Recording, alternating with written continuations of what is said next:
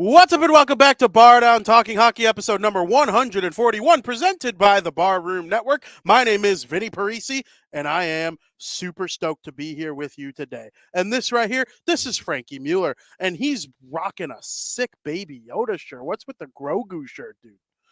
What's wrong with Grogu? No, I'm saying I just called it sick. It says I'm all ears. I'm listening now. I wanted to be ready, and I gotta listen. You always got a good coordinated outfit. You got the green Milwaukee Bucks hat to go with the Grogu t-shirt that has a punny little saying on it. That's awesome. You look good, Frank. I appreciate that. And our show colors today are green. Love that. I love that. Matching.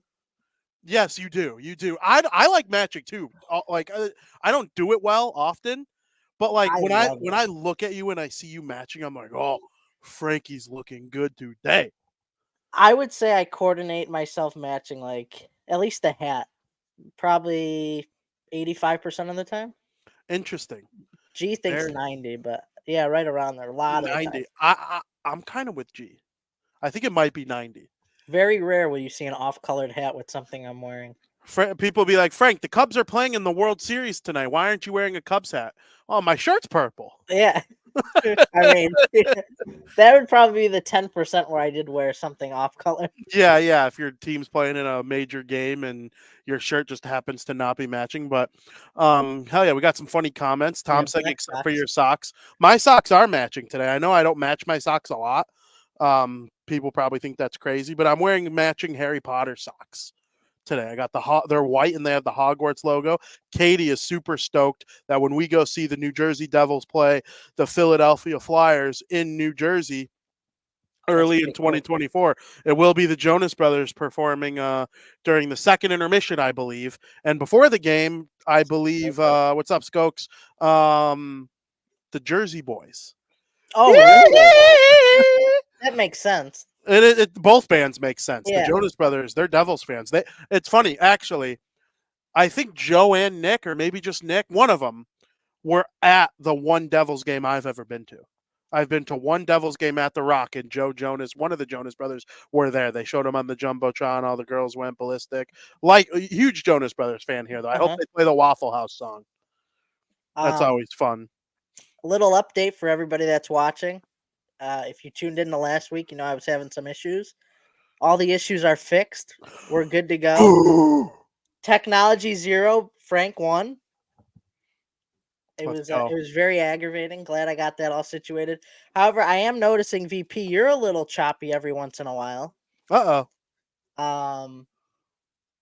We'll just keep an eye on that. It's not really hindering the show at all because I could still hear you when your picture's not moving. But yeah, everything's good. We're good to go. Hopefully this is I'm in a better mood than I was last week. So, yeah.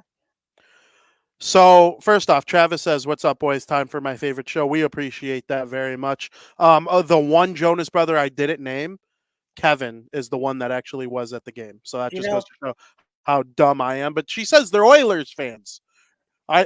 Really? Huh. And Rick McDavid. Are they Canadian? Or are they? I thought they were from New Jersey. No, they're not. They're not Canadian. They're from the United States. I thought they were from.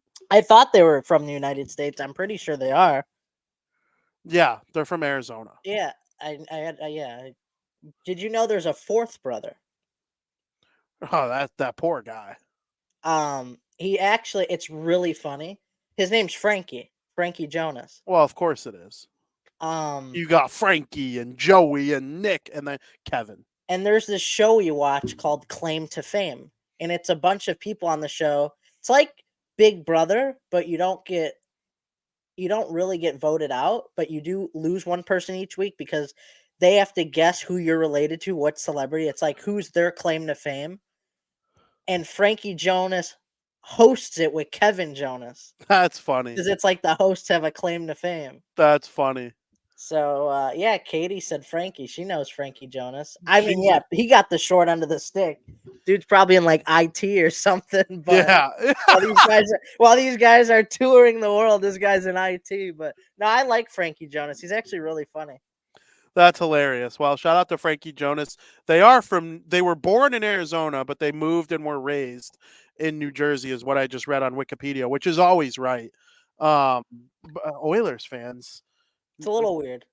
I'm trying to figure out like why. Coyotes or Devils, you would think, right? Like you grew up in Arizona, or you were born in Arizona, you moved to New Jersey. I mean, come on, Oilers. It's just weird. They got to have some lineage there, right?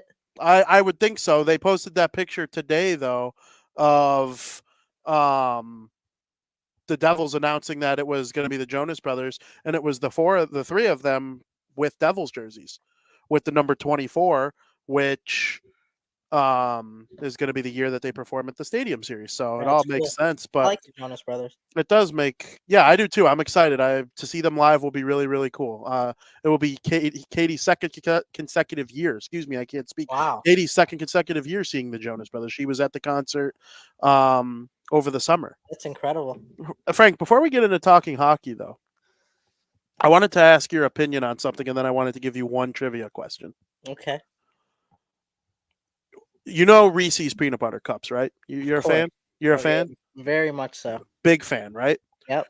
Do you agree that each shape of a Reese's peanut butter cup has a little bit of a different taste? The peanut butter to chocolate ratio is just a little bit different on each one. Mm-hmm. I'm talking about the eggs, the trees, the pumpkins, and then, of course, the traditional cup. Okay. Of those four, which is your favorite? Wait, say it again. Pumpkin. The cup. pumpkin, Christmas tree, egg, cup. Not your favorite shape.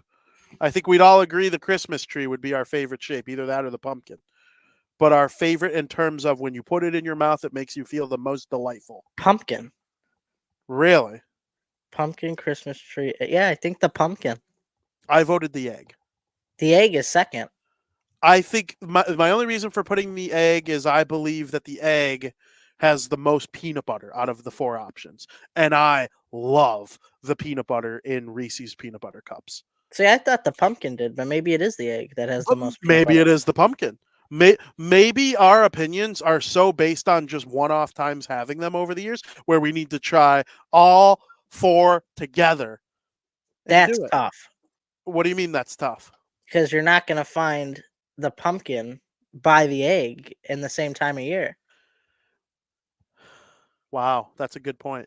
And then by the time you save the pumpkin for Easter, it's like it's not the same. It's it's not fresh. It's okay. So what we could do is we'll start this in January. Unless you just order it off Amazon and hope they're fresh. We could do that too.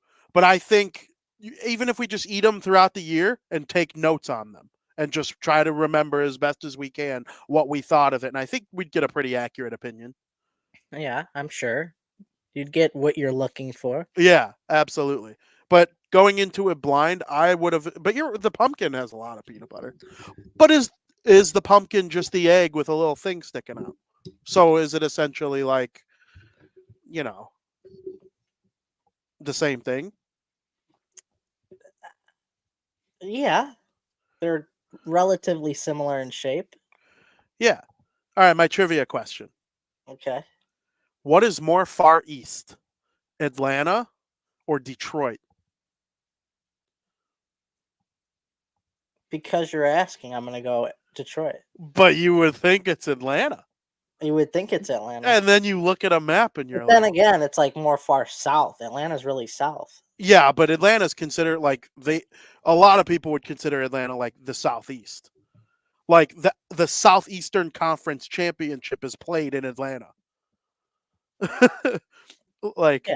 It's just when I saw that I was like I thought it was crazy. And then the other one was what's more far west, Los Angeles or Reno, Nevada?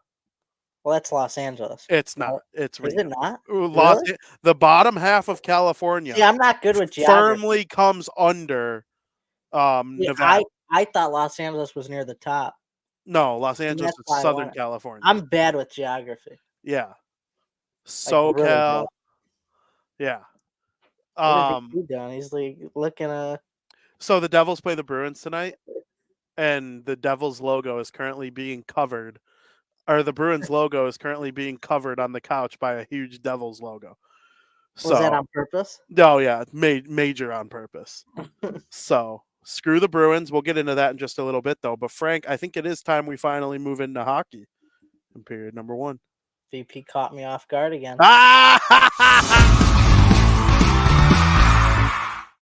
Welcome to period 1, Frank. Last night was the Connor Bowl. The Connor Bowl. Oilers versus Blackhawks. Connor McDavid took the ice against Connor Bedard for the first time in NHL history. What were your thoughts going in? What did you think of the game? Were you hyped? What were your thoughts? Well, it wouldn't have been a Connor Bowl if it wasn't being broadcasted on ESPN. Bucci. So we could officially welcome everybody to the Connorverse. None other than Connor Bedard, who opened up the scoring in the game by scoring just a little over 3 minutes into the game. In that moment, something to me felt different. It felt like we were truly in a new era where these two are going to be battling each other for the next decade, going back and forth, throwing punches at one another. And then from there, it was just really downhill for Connor Bedard and the Blackhawks. And then I got kind of sad watching it. And the Edmonton Oilers continued their extremely hot play. They took over the game. Connor McDavid racked up a couple assists. Leon Draisaitl scored a goal. And everything was the Oilers for the rest of the game. There were some bad penalties, too, taken by the Blackhawks that bet them in the butt once. Could have bit them in the butt a bit more, but it didn't. They were lucky for that. But, something I noticed throughout this game is the Oilers were way too quick for this Blackhawks team. They were just skating circles around this team. I would love to see what this matchup looks like in a couple of years because the Blackhawks are currently developing a very talented, young, and fast team. And in a couple of years, when the Oilers team gets a bit slower and the Hawks are more developed and faster, I think things will look a lot differently. But in the words of the players of the Oilers, and I know, was it Bucci announcing it? I couldn't tell. I'm pretty sure. Because there's another guy who sounds like Bucci. It was Bucci and Ray Ferraro. I thought it was Bucci. But Bucci also mentioned this, that the Oilers said it's Stanley Cup or bust this year. Those weren't media's words. Those are the Edmonton Oilers players' words in the locker room. It's Stanley Cup or bust. And now they've won 8 straight. Stuart Skinner's now won 7 straight games. And everything seems to be clicking at the moment. And everything seemed to really change after their coaching change. Now the Blackhawks, on the other hand, they're moving in the opposite direction. They're 3-6-1. In their last 10 games, but they still have a lot to learn. Bedard is still learning the ins and outs of the NHL, and I noticed that Connor Bedard, he has his own special shot. That goal he scored a very similar goal like last week. I think it's going to be his shot. I think eventually they might phrase it as the Connor shot or whatever. I don't know, something along those lines. But I think it was on NHL Network or something. Devin Dubnyk did a breakdown of this same shot that scored a goal. And I know you said when we talked about Bedard that he invented a new way to score. And I don't know if this is that, if everybody was referring to, but he takes the puck, and when he's got the puck in front of him, the goalie is lined up chest in front of the puck to make the save. Well, Connor Bedard takes the puck about 3 or 4 feet to the right of him and then shoots it immediately. But the way it comes off the stick is it's so fast, makes it nearly impossible to stop, goes over the goalie's left shoulder, and it's in nearly almost every time. It's extremely hard to stop. So it's going to be interesting to see over the years how goalies adapt to this type of shot. I love that you brought that up. That is exactly what I meant when I said he invented a new way to shoot. Because Austin Matthews does it too, and they're really the only ones who they change the trajectory of the shot as they're shooting it. No other player can do it without stick handling. It's crazy. Patrick Kane does it. He stick handles, and it throws goalies off, but not quite like Connor Bedard throws goalies off. And so Austin Matthews, he brings his hands together when he shoots. I've never seen a player do that to him. Ovechkin didn't do it. Stamkos didn't do it. Talk about the great goal scorers of all time that I've witnessed. Bedard's different, though. He like you said, he moves the puck while he's shooting it, so the goalie's off angle now. And goalies are so trained to base everything on positioning that, if you got a guy like Bedard doing stuff like that, insane. He's just going to score goals all the time. He's 18 years old. He's got 12 goals. Patrick Kane had 21 goals his rookie year. Jack Hughes had 11. And Jack Hughes is on pace for 129 points right now. And you just can't adapt to that type of play. Exactly. Right now. Exactly. For the next year or two, it's not going to be easy to stop. It's unreal. Yeah. And so like Kane and like Hughes, the great players that came before him, they got better as the years moved along. Connor Bedard, by the time he's 26, 27, 28 years old, I said 70 goals is a possibility at least once in his career. I still firmly believe that. The shot is unreal. I want to give some love to Alex Vlasic. Alex Vlasic made an outstanding stretch pass to find Connor Bedard for that little bit of time. And again, as the Blackhawks get better, and there are more people making plays like that around Connor Bedard. Imagine if they get to a point where 5 of the 6 defensemen on the team can make that type of pass. And no matter what, every single time he's on the ice, he has those types of people helping him make plays. The sky is going to be the limit for Connor Bedard. He's going to be dangerous on basically every shift of his career. Now, he's not going to score on every single shift of his career. Nobody does. But, if we get to a point where Connor Bedard's scoring every other game or, over every other game, 2 out of 3 games, something along those lines, he's going to be one of these all-time great players for the Blackhawks, and it was on full display yesterday.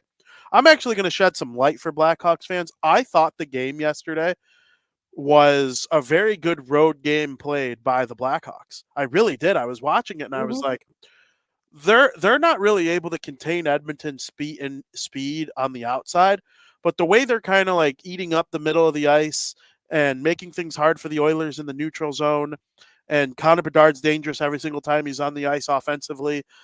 They're playing a good road team or a good road game, and they just don't have the firepower that Edmonton has. And Edmonton's hot right now. I think that plays into it too. The Blackhawks don't have this firepower that the Oilers do. And the Oilers were able to make an extra play or two, and that was the difference in the game. It took a minute there for the Oilers to break away from if you could even consider them. They got a power play goal late from Hyman, and that made it 4-1. It was a 3-1 game it was within striking distance for the Blackhawks the whole time. And that's happened a lot this year where teams have struggled to break away. Yep. And they have the worst record in the NHL, and we're saying that. So imagine if Luke Richardson is able to keep this style of play going, but Connor Bedard develops more and they get him a good winger. Oh, what if we bring Macklin Celebrini into town? Or what if they bring Cole Yzerman in? Or one of these other guys? This is a heavy defenseman draft coming up here. It's probably going to be, when we get to that point where we start digesting these prospects, we'll probably get there around February. Well, the World Juniors are coming up, so it actually might not start farther than you think. But, just as this team gets better and then maybe they sign a big free agent, the sky is going to be the limit for them. I liked the way the Hawks played yesterday. Again, they couldn't break away. Oilers were a little too fast. I want to give props. I did mention him, Zach Hyman. What a player he's become, huh? I mean, not everybody can play with Connor McDavid the way that he does. There's a reason he's the first one to help McDavid really elevate into Wayne Gretzky level greatness in terms of single season play.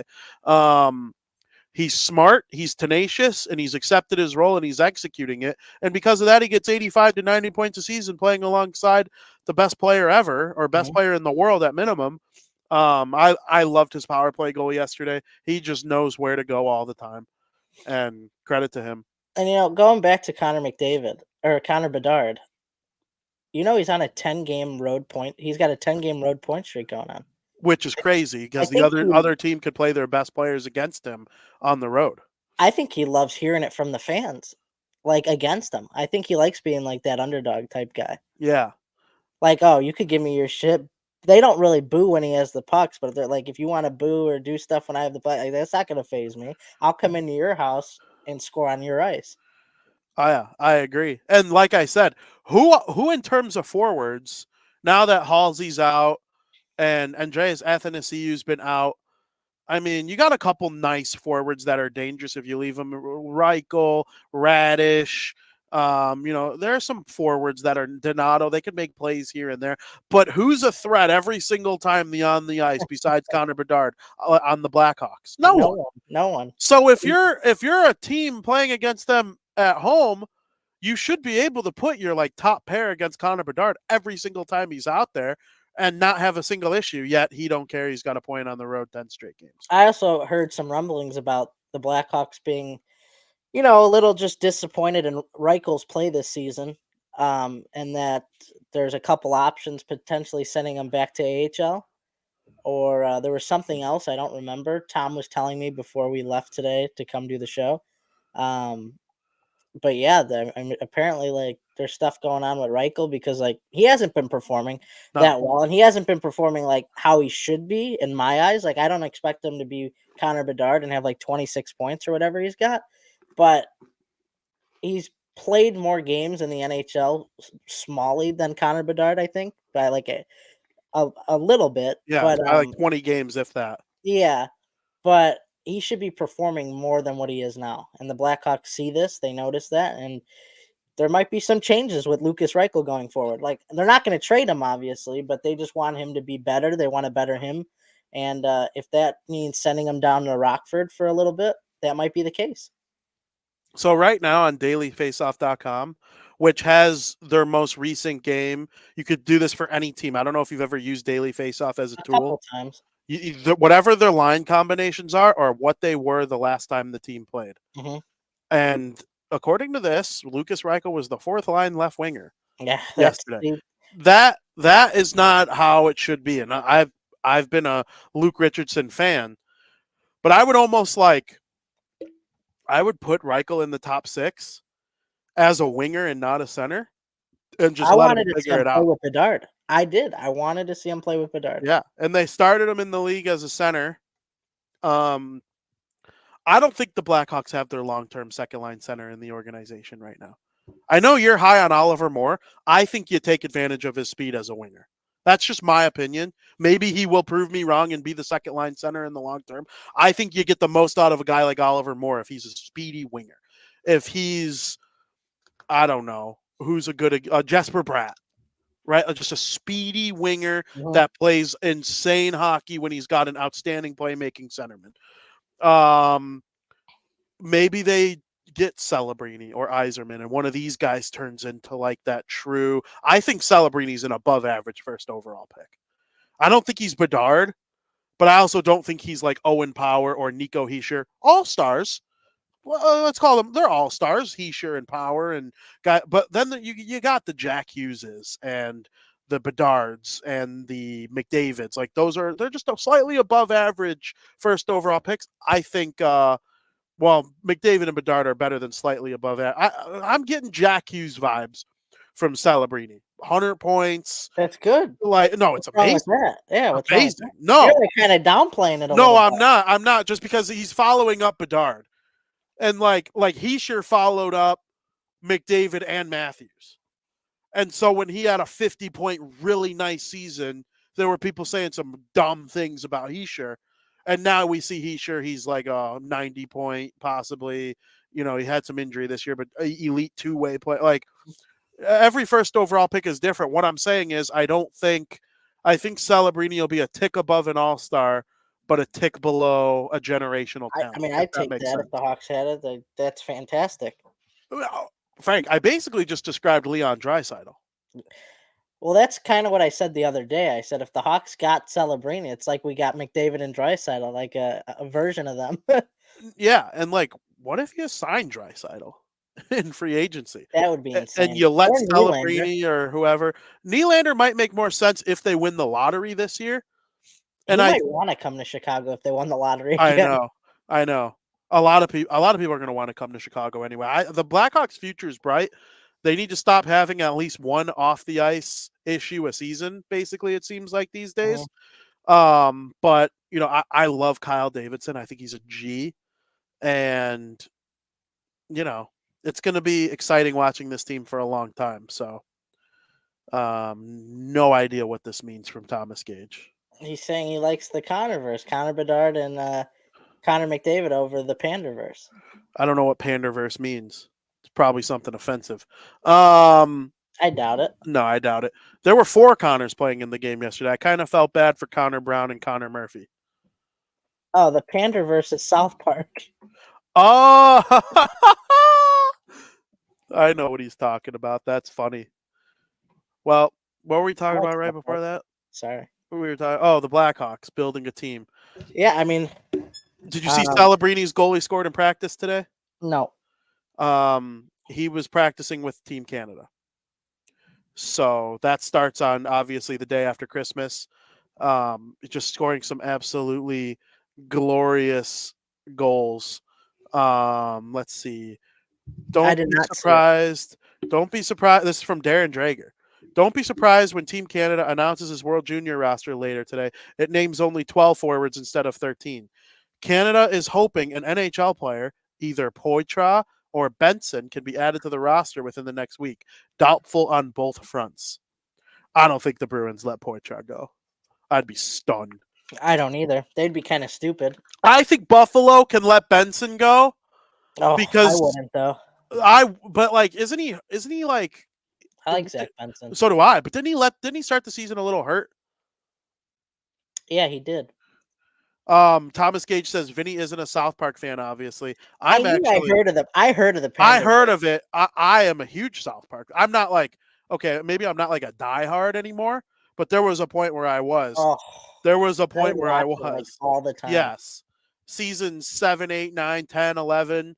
When was like the Bat Dad and the Urinal Duke and all that those? That was like 10, 11, 12. Like that was like my prime South watching years. You used to be able to go to their website and watch anyone for free. I know. Was it? I don't know if that's a thing. Forget what it was called. It was like SouthParkStudios.com. That's what it was. Watch any episode that they had from any season. I don't know if they still do that. They might. I love South Park. It's my favorite like animated show. Me too. Me too. Right up there with Family Guy because I really like Family Guy. Family Guy is good too. But I think if I had to choose one, I think I would go with South Park. I would too. South Park toes the line of like offensive a little more, and then it's funny. It's funnier. Family Guy is funny though. I do like it. But yeah, the Connorverse. Yeah, is it better than the Panderverse? Probably. Oh. But hey, I can't wait. This is going to be a lot of fun ahead for the Blackhawks, I think, with their team building over the next handful of years. Absolutely. I'm excited for the World Juniors too. And we'll get to that in a minute. And in the second period, I think we'll touch on it because we're going to go over Team USA first. And next week, we'll dive into Team Canada a little bit, maybe even beyond that. But Frank, John Tavares scored his 1,000th career point earlier this week against his former team, the New York Islanders. Yep. What are your thoughts on Johnny T? Good old John Tavares. We were just celebrating John Tavares' 1,000th game in the NHL last season, and this is his next big milestone at 1,000 points that just took place. He's got his 1,000th point in the NHL, like you said, against his former team, the New York Islanders, the team that drafted him first pick, first overall in the 2009 NHL entry draft. We talk a lot of first pick, first overall players on this show today already, and we're now bringing up John Tavares, who was another first pick, first overall. Aren't sports like so poetic though that he got it against his former team? I just thought that's hilarious. It's literally poetic. Anytime we talk about sports, he needed 2 points going into that game. And he ended up scoring a goal, which happened to be his first goal in 9 games. And then he assisted on the game tying goal with the goalie pulled to send the game into OT. So it definitely wasn't a boring 1,000th point. I do believe the Islanders ended up winning that game. Yep, Bo Horvat scored in overtime. And spoiled the fun for John Tavares, but definitely an exciting moment for him. You really don't want to get. I assisted on an empty net for my 1,000th. Yeah, it's fantastic, but this was like so exciting and electrifying. They tied the game. We're going to overtime, and I believe they're going to honor him on December 19th during the pregame versus the New York Rangers, which is their next home game. But what an exciting career John Tavares have had so far. And when I hear John Tavares' name, I still picture him in an Islanders jersey. And for whatever reason, I know it's been 6 years since the last time he's played a game with the Islanders, but just for some reason, him in an Islanders jersey will like forever stick in my head, which he did play 9 seasons for them. So it makes sense. But then I got to kind of pose a question to you, VP, on John Tavares. And I'm going to give a little synopsis before you answer, but is John Tavares a Hall of Famer? I was going to ask you that. Hold on. He has the stats to back it up. He's almost point per game in 1,000 games, but nothing else really to say he's a Hall of Famer at this moment. If it was up to me right now, I would not put him in. But now he still has time to make a Hall of Fame case. Well, let's say the Leafs win the Stanley Cup this year. Maybe that extra piece of hardware, just winning a cup, may get him in. There's still time, but right now I'd say no. I am stunned that I was going to ask you that. I'm ahead of the game, VP. I'm all ears. We're prepared. So Daniel Sedin is in, and he's got 1,070 points. Mm-hmm. And Daniel Sedin, that's Henrik Sedin, excuse me. But Daniel Sedin won the Art Ross Trophy and the Hart Trophy. Brother Daniel won the Art Ross Trophy once. He's got 1,041 points. And both of them played about 300 more games than John Tavares, and they are going to get blown past in points. Blown past. Tavares will end with 1,300 points. Yes, I absolutely think John Tavares is a Hall of Famer. And I'm hard on the Hall of Fame. I say no to everybody. I would agree with you, but he doesn't have the hardware, and I think that matters tremendously. It does, but there has to be context. There has to be context because John Tavares, here, let me pull something up. I don't see it right now. He was an all rookie, and he's been an all-star. He's got over 1,000 points. He's got over 1,000 games. His defensive numbers and metrics are off the charts. He's a 54% Corsi 4, which is just that's borderline Patrice Bergeron level stuff. He's gotten Selke Trophy votes in almost every year of his career. And the thing I always feel bad about is he was tied with Jamie Benn and Sidney Crosby on the final day of the season in points. And he was about to win the Art Ross Trophy because he had the most goals. That's the tiebreaker for the Art Ross Trophy, whoever has more goals. And Jamie Benn collected a secondary assist on an empty net goal. Yep, I remember. And that beat John Tavares for the scoring title. And I can't hold that against him. I just can't in my right mind. Completely fair. Jabbed. And he also, he stood out in the Ovechkin Crosby era. It was hard to win the Hart Trophy in that era. And then, as he's kind of on the Leafs now, McDavid has taken over and wins the thing every year. So, for me, I would like to see him. I think that would solidify it if he won the Stanley Cup. But let's say he plays another 3 years with the Leafs and he's got 1,300 points, 1,500 games played. He was the number one pick. He was an all rookie. He's been an all-star multiple times. I'm leaning in for Tavares. Well, if he plays 1,300 games, I don't think he's going to have 1,300 points. No, 1,500 points. Or 1,500 games. Oh, I was going to say, I don't think he's going to have 100 points for the next 3 years. But 1,500 games, 1,300 points. He's a Hall of Famer for me as a former number one pick. Oh, World Cup of Hockey and Olympic gold. I still wouldn't, I don't think. And the only reason is, yeah, he's been great. He doesn't even have enough like all-star appearances. He's got one. Everybody makes the all-star. Seth Jones got an all-star appearance and he didn't even deserve it. It's like he didn't. I don't. You have him in. I wouldn't have him in. It's close. It's very close. And like I said, I do think there's still time to make a case for it. He might not be a Hall of Famer in my eyes right now, but in 2 years from now, we might have this conversation. I'll be like, yeah, he's absolutely a Hall of Famer. So he made the Would you All-Star. put him in the Hall of Fame right now? Yes.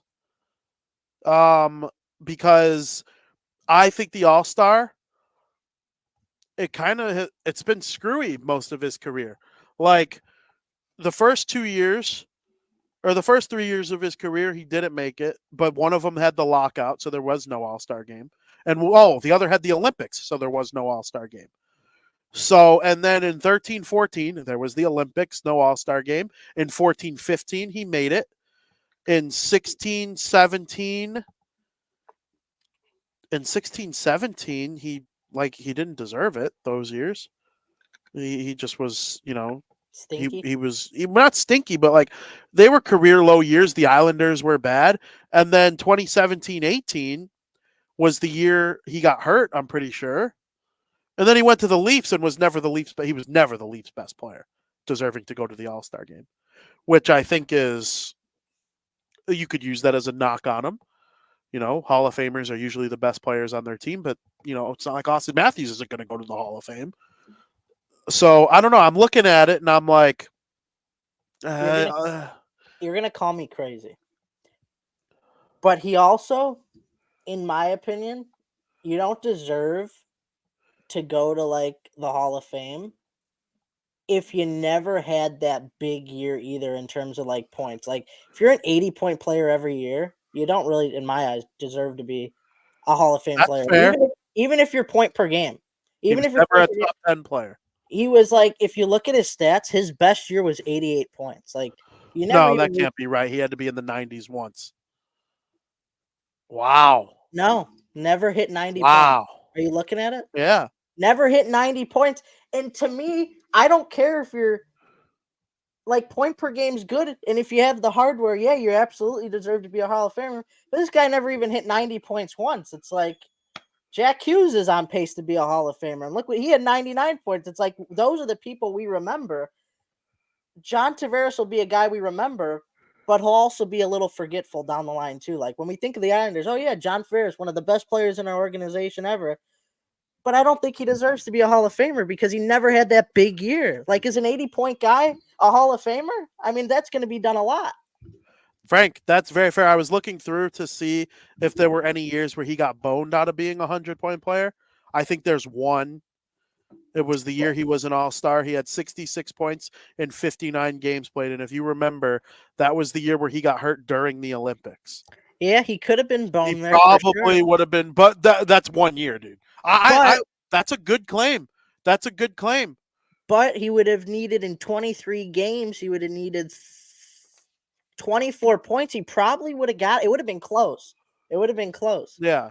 But I just don't think if Connor Bedard had 82 points for his whole career, I'd be disappointed. 100%. Do you now I know they have different standards to live up to. Yeah, and the league is a little more offensive now than it was most of Tavares' career. But if Lucas Reichel had 82 points for the next 15 years, I wouldn't say no, he's not a Hall of Famer unless he did something miraculous.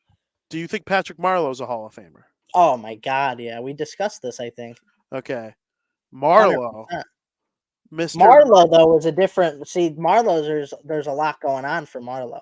He didn't have anything going on in terms of like he never had but Marleau though, his points either. His career high in points is 86. Oh God. I would say no. But then. He's got almost 1,200 points in 1,700 games played.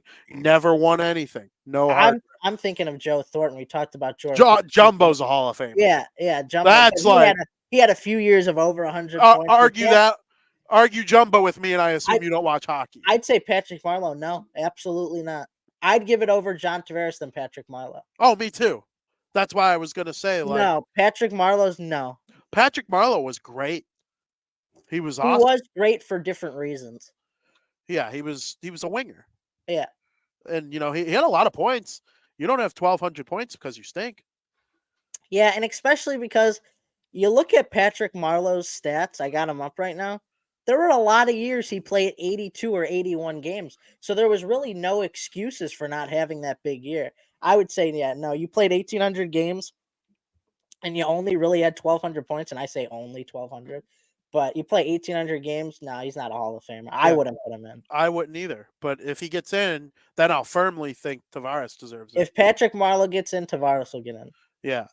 But right now, I don't think I do. Listen, John Tavares could get in because of there's still. How old is he?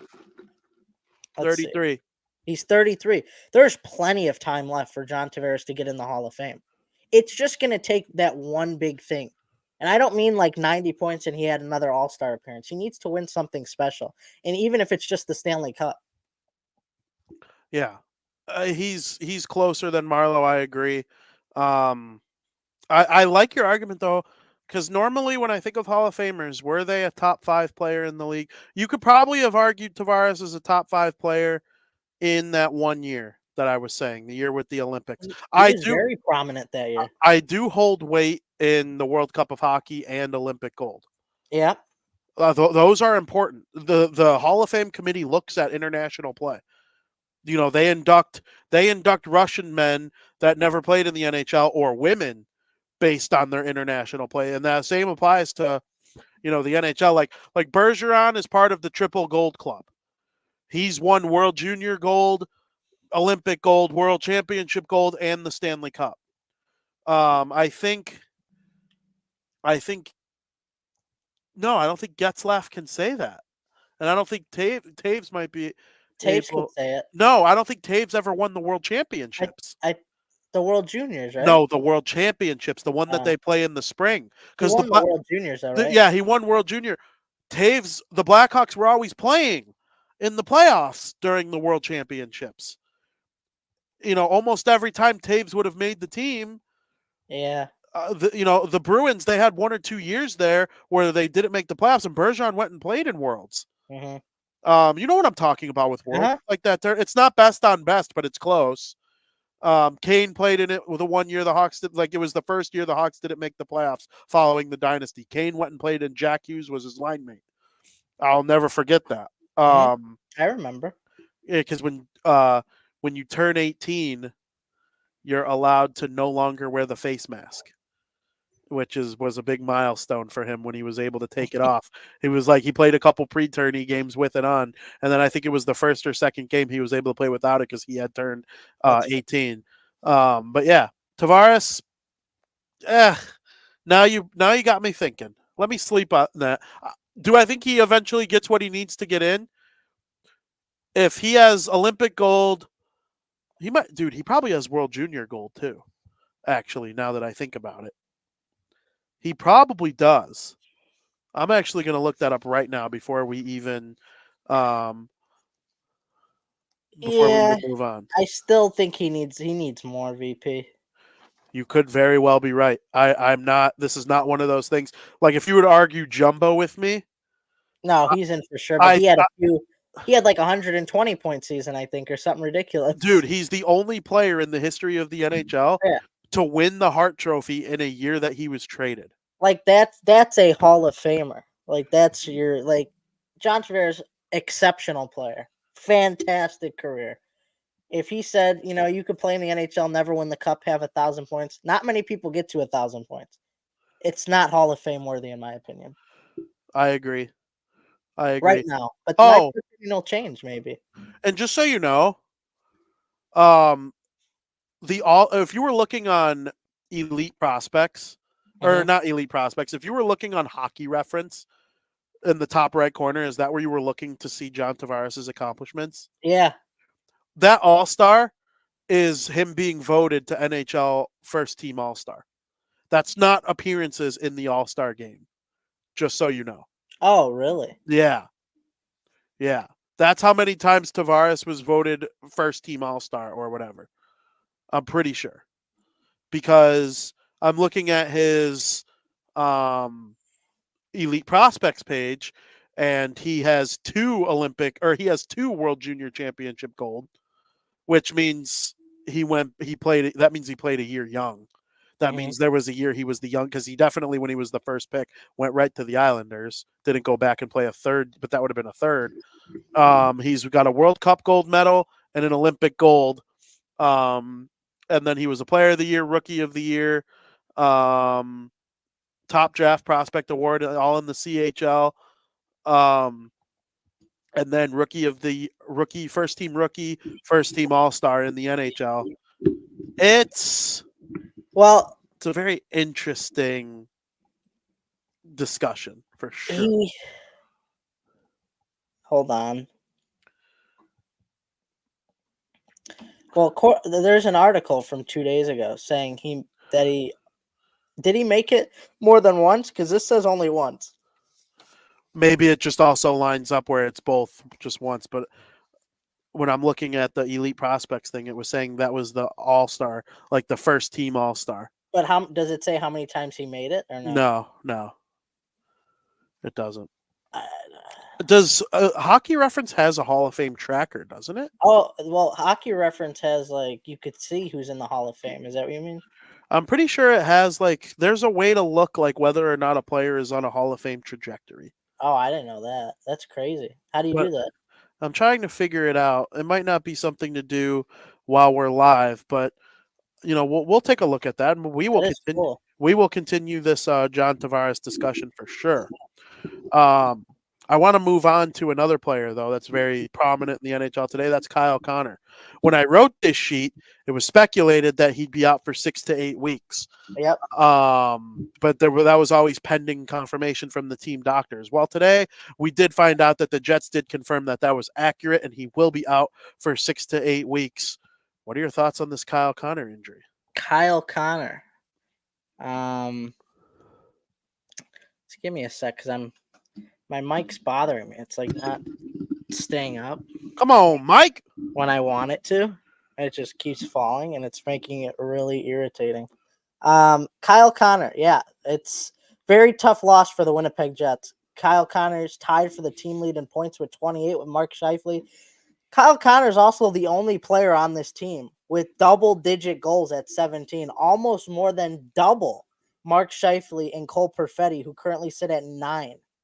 And this team right now is currently holding on to the third spot in the Central Division and is being chased by a pesky Nashville Predators team. And then, if you didn't know, obviously, this injury was caused by a knee-on-knee collision with Ryan Strome of the Anaheim Ducks. And like you said, before we knew officially, he was expected to be sidelined for 6 to 8 weeks. But the evaluation has been done, and he's not going to be back for any time soon. Very tough loss, VP. You could assume that the scoring production is obviously going to go down significantly, figuring he's basically doubling goal production on his team, more than the two people in second. And this team's not that deep of a team. There's not a lot of spreading out in terms of offensive production on the team. They're 14th in scoring as a whole, but I think that's a little inflated because of how good Kyle Connor's been this year. But yeah, things aren't looking good for the Winnipeg Jets. I think things are going to drastically change in terms of where they are in the standings. Kind of saw that with the New Jersey Devils when Hischier and Hughes were out. It wasn't easy, was it, VP, with your two best players out? And when your best player, like Nico Hischier and Jack Hughes being your two best players, well, Kyle Connor, since there's not a lot of depth, that almost acts as two top players being out. Because, like I said, the production and the stats show he's like doubling the people behind him. That's like losing two of your best players in one. They're going downhill quick. I think so. I think so, too. Now, 6 to 8 weeks sounds daunting. I do think if they could find a way to go 500 during those 6 to 8 weeks, and then they could get Kyle Connor back and solidify a playoff spot, I think that's possible. But I'd be very worried if I were Winnipeg Jets fans right now. I would be like you said, they're not as deep as some of these other teams that have lost their top players for injury times or whatever. The Devils played the Jets earlier this year, and Kyle Connor had 2 sick goals in that game. He's very good. He's very good. So I'm I'm skeptical about this for the Jets, but hopefully they could get through it. I agree. It's going to be tough, though. Nashville's been pesky. They do have more games played, I believe, which will help the Jets out, but they've been a little bit better lately. Pesky, I think, is the perfect word to describe them. Yeah, Andrew Burnett's doing a great job as their coach. Mm-hmm. So I definitely think they're not going to be out of it. And also, we talked about the Oilers going on a run since their coach was fired. The Minnesota Wild have been on a run since their coach was fired, too. They've been great. They've been great. So, and then if Edmonton keeps winning and that pushes up other teams, or, the Arizona Coyotes continue to be moderately impressive so far this season, kind of fell off a little bit from their 6-game winning streak, but, so they're still a good, young, up-and-coming team that should be worried about. Tough times for the Jets. Luckily for them, the middle of the Western Conference kind of looks very average. Mm-hmm. I wrote about it today because, we'll get to this reason in a minute, but there's another team in this bubble that had some big news last night. But separating the 8th spot in the conference, the second wild card, and 7 places down is 4 points. So from 8 to 13 in the conference is separated by 8 points or 4 points. That's crazy. And the Jets are a little bit above that right now. We'll see how they're able to do without Kyle Connor. Frank, David Perron suspended for 6 games for his illegal check to the head against the Detroit or against the what are they called? Was it the Ottawa Pittsburgh Senators? Ottawa Senators? I had the Joseph brother in my mind when I couldn't remember which team. Against the Ottawa Senators, it was a bad play, dumb play, but also what was going on with the whole Dylan Larkin thing with the injury. What's your takeaway from this whole thing? Yeah, that incident happened right after Dylan Larkin was knocked unconscious. Scary injury for Dylan Larkin. He looked bad on the ice. He did look dead. I thought it was going to be like very, very bad. Artem Zub was actually calling for help for Dylan Larkin because he saw Larkin laying unconscious. And then Perron came in and almost took Zub's head off. Like, this check to the head was very dangerous, completely uncalled for. David Perron's lucky he didn't receive a much higher suspension. I don't know what the max is, if that was the max. I know they have certain maxes for things. I don't know. It could have called for more, though. He could have honestly killed him if he hit him the wrong way. It was very dangerous. As far as the Dylan Larkin injury goes, the injury is very scary as well. Knocked unconscious, 2 checks to the head simultaneously, coming from both sides. Laid unconscious, motionless on the ice. Detroit head coach spoke to the media on Monday, but didn't give an update on Larkin other than he was going to have to go on injured reserve. The good news is he was able to leave the ice with assistance and not a stretcher or anything of that sort was needed, which is good. So, I mean, that's very positive news right there. Bad news is you're going to be – the bad news is there's not definitive news to what's going on with Dylan Larkin, and you're going to be without your captain and his skills and what he brings to this young team. It's a tough loss for Detroit. Now, Larkin has also had, his history of neck injuries, but, from when the team and the coach or whoever spoke with him, they said he's in good spirits and hopeful that it's not too serious or doesn't end up to be too serious. But you got one guy, Perron, trying to kill Zub. Then you got Dylan Larkin going out with a bad injury. Just everything that happened in that 30 seconds, bad for both teams. Couldn't agree more. Just, I was a little surprised 6 games because, you don't see people get bad. You don't. I it probably deserves more. Yeah. But I didn't anticipate them giving him more than 5 because you just hardly ever see more than 5 games handed out to anybody if it's not, we treat betting on hockey worse than domestic abuse and drug use and, stuff like that when we're the NHL handing out suspensions, but that's a different conversation for a different day. But I really didn't see them taking this that seriously. And then you got Moritz Seider quoting it going, only 6 games ? Or 6 games ? Thinking it should be less. Dude, Moritz Seider. What did you see on the play? Did you not see? Football. Yeah, it's very dumb, very very dumb. Like he could have checked Zub, and Zub could have laid unconscious on the ice because like you don't mess with the head or neck area. That's why Yeah, it's illegal in football. You can't hit the head or neck. It's very bad. exactly. So hopefully Larkin's okay. Perron will be out for a while. Wings have been a wagon outside of that, though. No Hmm. doubt about it. No Uh, doubt. and Frank, they were such a wagon that they beat the brakes off the St. Louis Blues yesterday. And not long after the game was over, the St. Louis Blues decided to fire head coach Craig Berube and instead replaced him with Drew Bannister, who was the head coach of. Now I'm drawing a blank on the name of the team he was the head coach for. I wrote The about it. Springfield Thunderbirds. Springfield Thunderbirds. Thank you. He was with them for 3 years. He was even in the New Jersey Devils organization as an assistant coach for the Utica Comets for a minute there. And he has times coaching in the OHL. He was a pro hockey player for over 20 years, and that included over 100 games played in the NHL. And now he's the coach of the St. Louis Blues after firing Berube.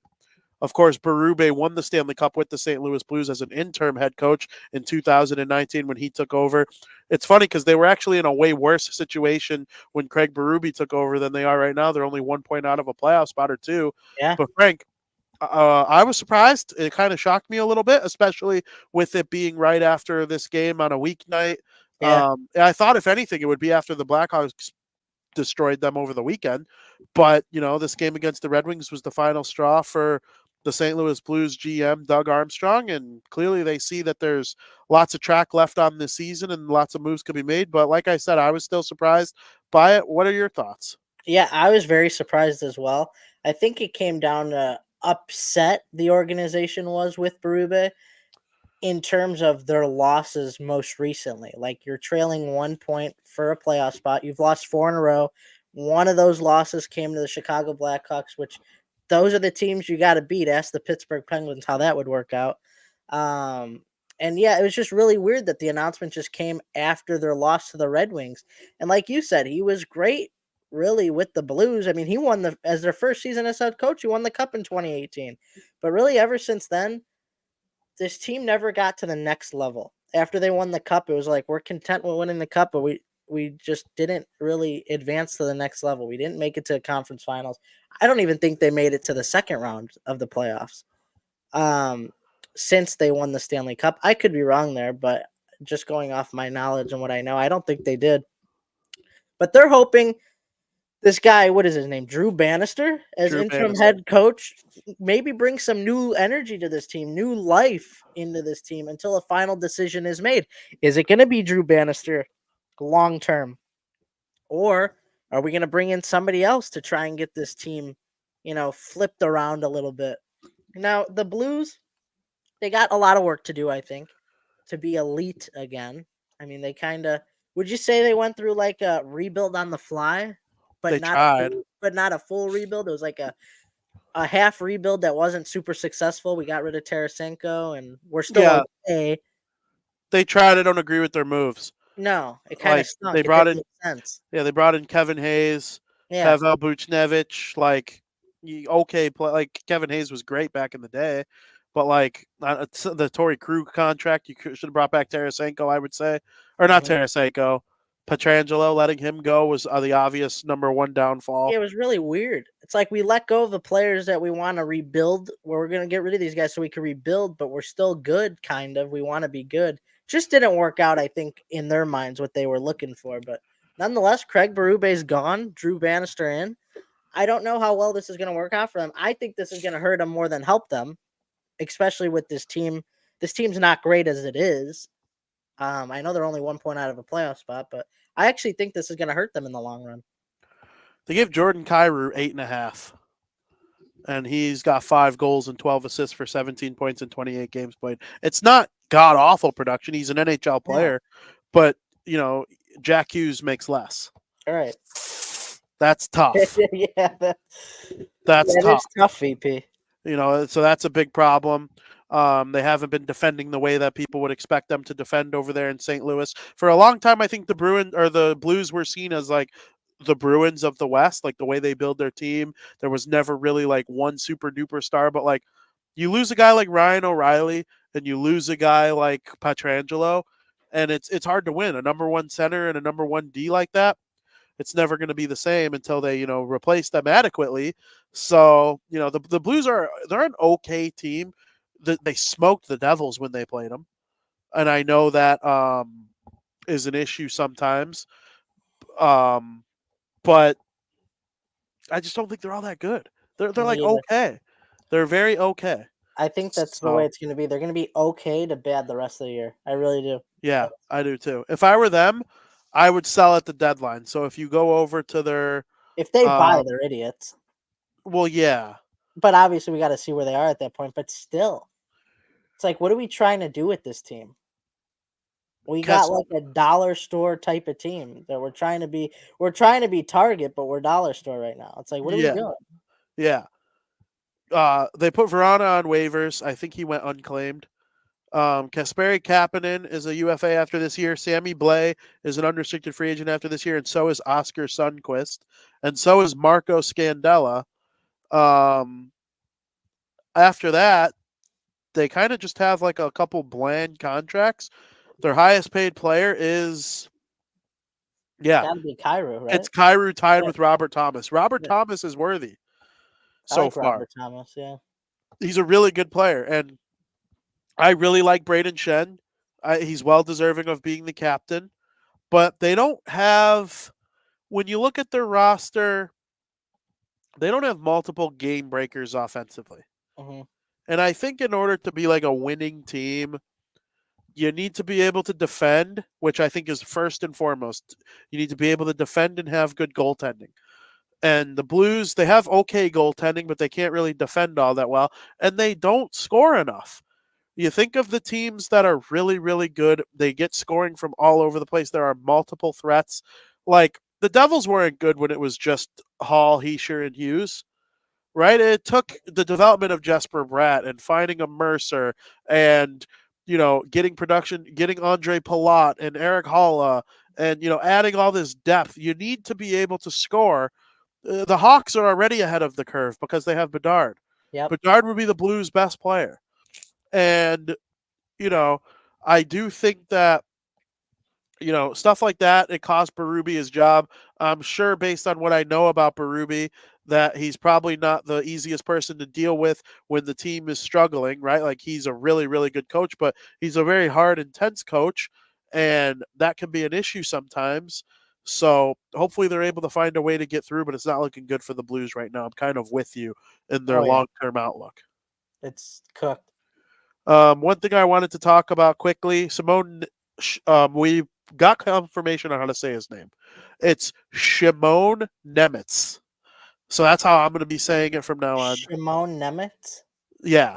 Like Shimon, and then Nemetz is how you pronounce it. Shimon Nemetz. Yeah, and so Simone or Simone is like very the French or English way to like think of Simon or Simon, but it's very Slovakian to do the sh at the beginning. So like if you meet someone who's got that spelling and they're Slovakian, call them Shimon and you'll impress them because you know that dialect. But it's Shimon Nemetz. He was the second overall pick in the 2022 NHL draft. There's obviously huge expectations on a guy like that.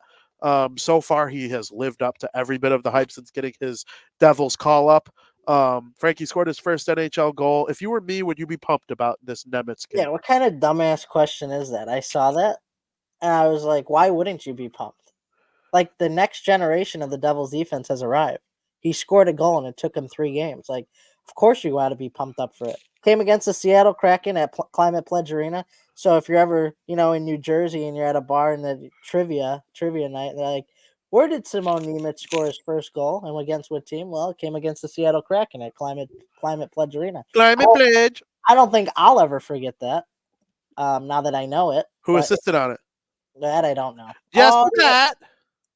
I think I did know that because I saw the celebration. He made a sick pass, Brad. Yeah, and I saw them in the huddle or in their goal celebration. It's kind of funny. He had no goal celebration of any sort. It really didn't even look like he was happy, and those were his words. He goes, "Yeah, it might not look like I was happy, but I just think he was kind of in shock that he scored his first ever goal in the NHL, right? You never forget your first NHL goal, but congrats to Shimon Nemetz." I really, when I said should we be pumped, I was more like, because like it was the type of goal he scored for his first that like really, really excited me. It wasn't just like he was on the power play and he got the puck at the top of the zone and he shot it through traffic and it went in. He had the smarts to like come up on the play when Jesper Bratt had the puck down low. He had the awareness that a forward was back for him and he came in and he received the pass and didn't miss. I was like, that's something that like a 10-year NHL vet would do. For a 19-year-old to have the confidence to do that, Yep. I was like, holy crap. You have him, Luke Hughes. Seamus Casey, in my opinion, has been the second best defenseman in all of college hockey, right? Like, I really only think Lane Hudson of BU, Montreal Canadiens draft pick, he's probably the only defenseman that's been better in college hockey this year than Seamus Casey. And, like, that's a second-round pick that, like, was a lottery ticket. You know, you take a guy that high, you're hoping they turn into something nice. There's a real chance he's on the Devils next year. And I'm like, you have that with Nemitz and Hughes, and it's like Dougie Hamilton will be back, and you have Siegenthaler and Marino, and Colin Miller's there right now, but you never know what happens in the future. Kevin Ball's a nice player. They really could be building something special on this blue line. People have, like, who's better between Nemitz and Hughes? I honestly, I don't have an answer.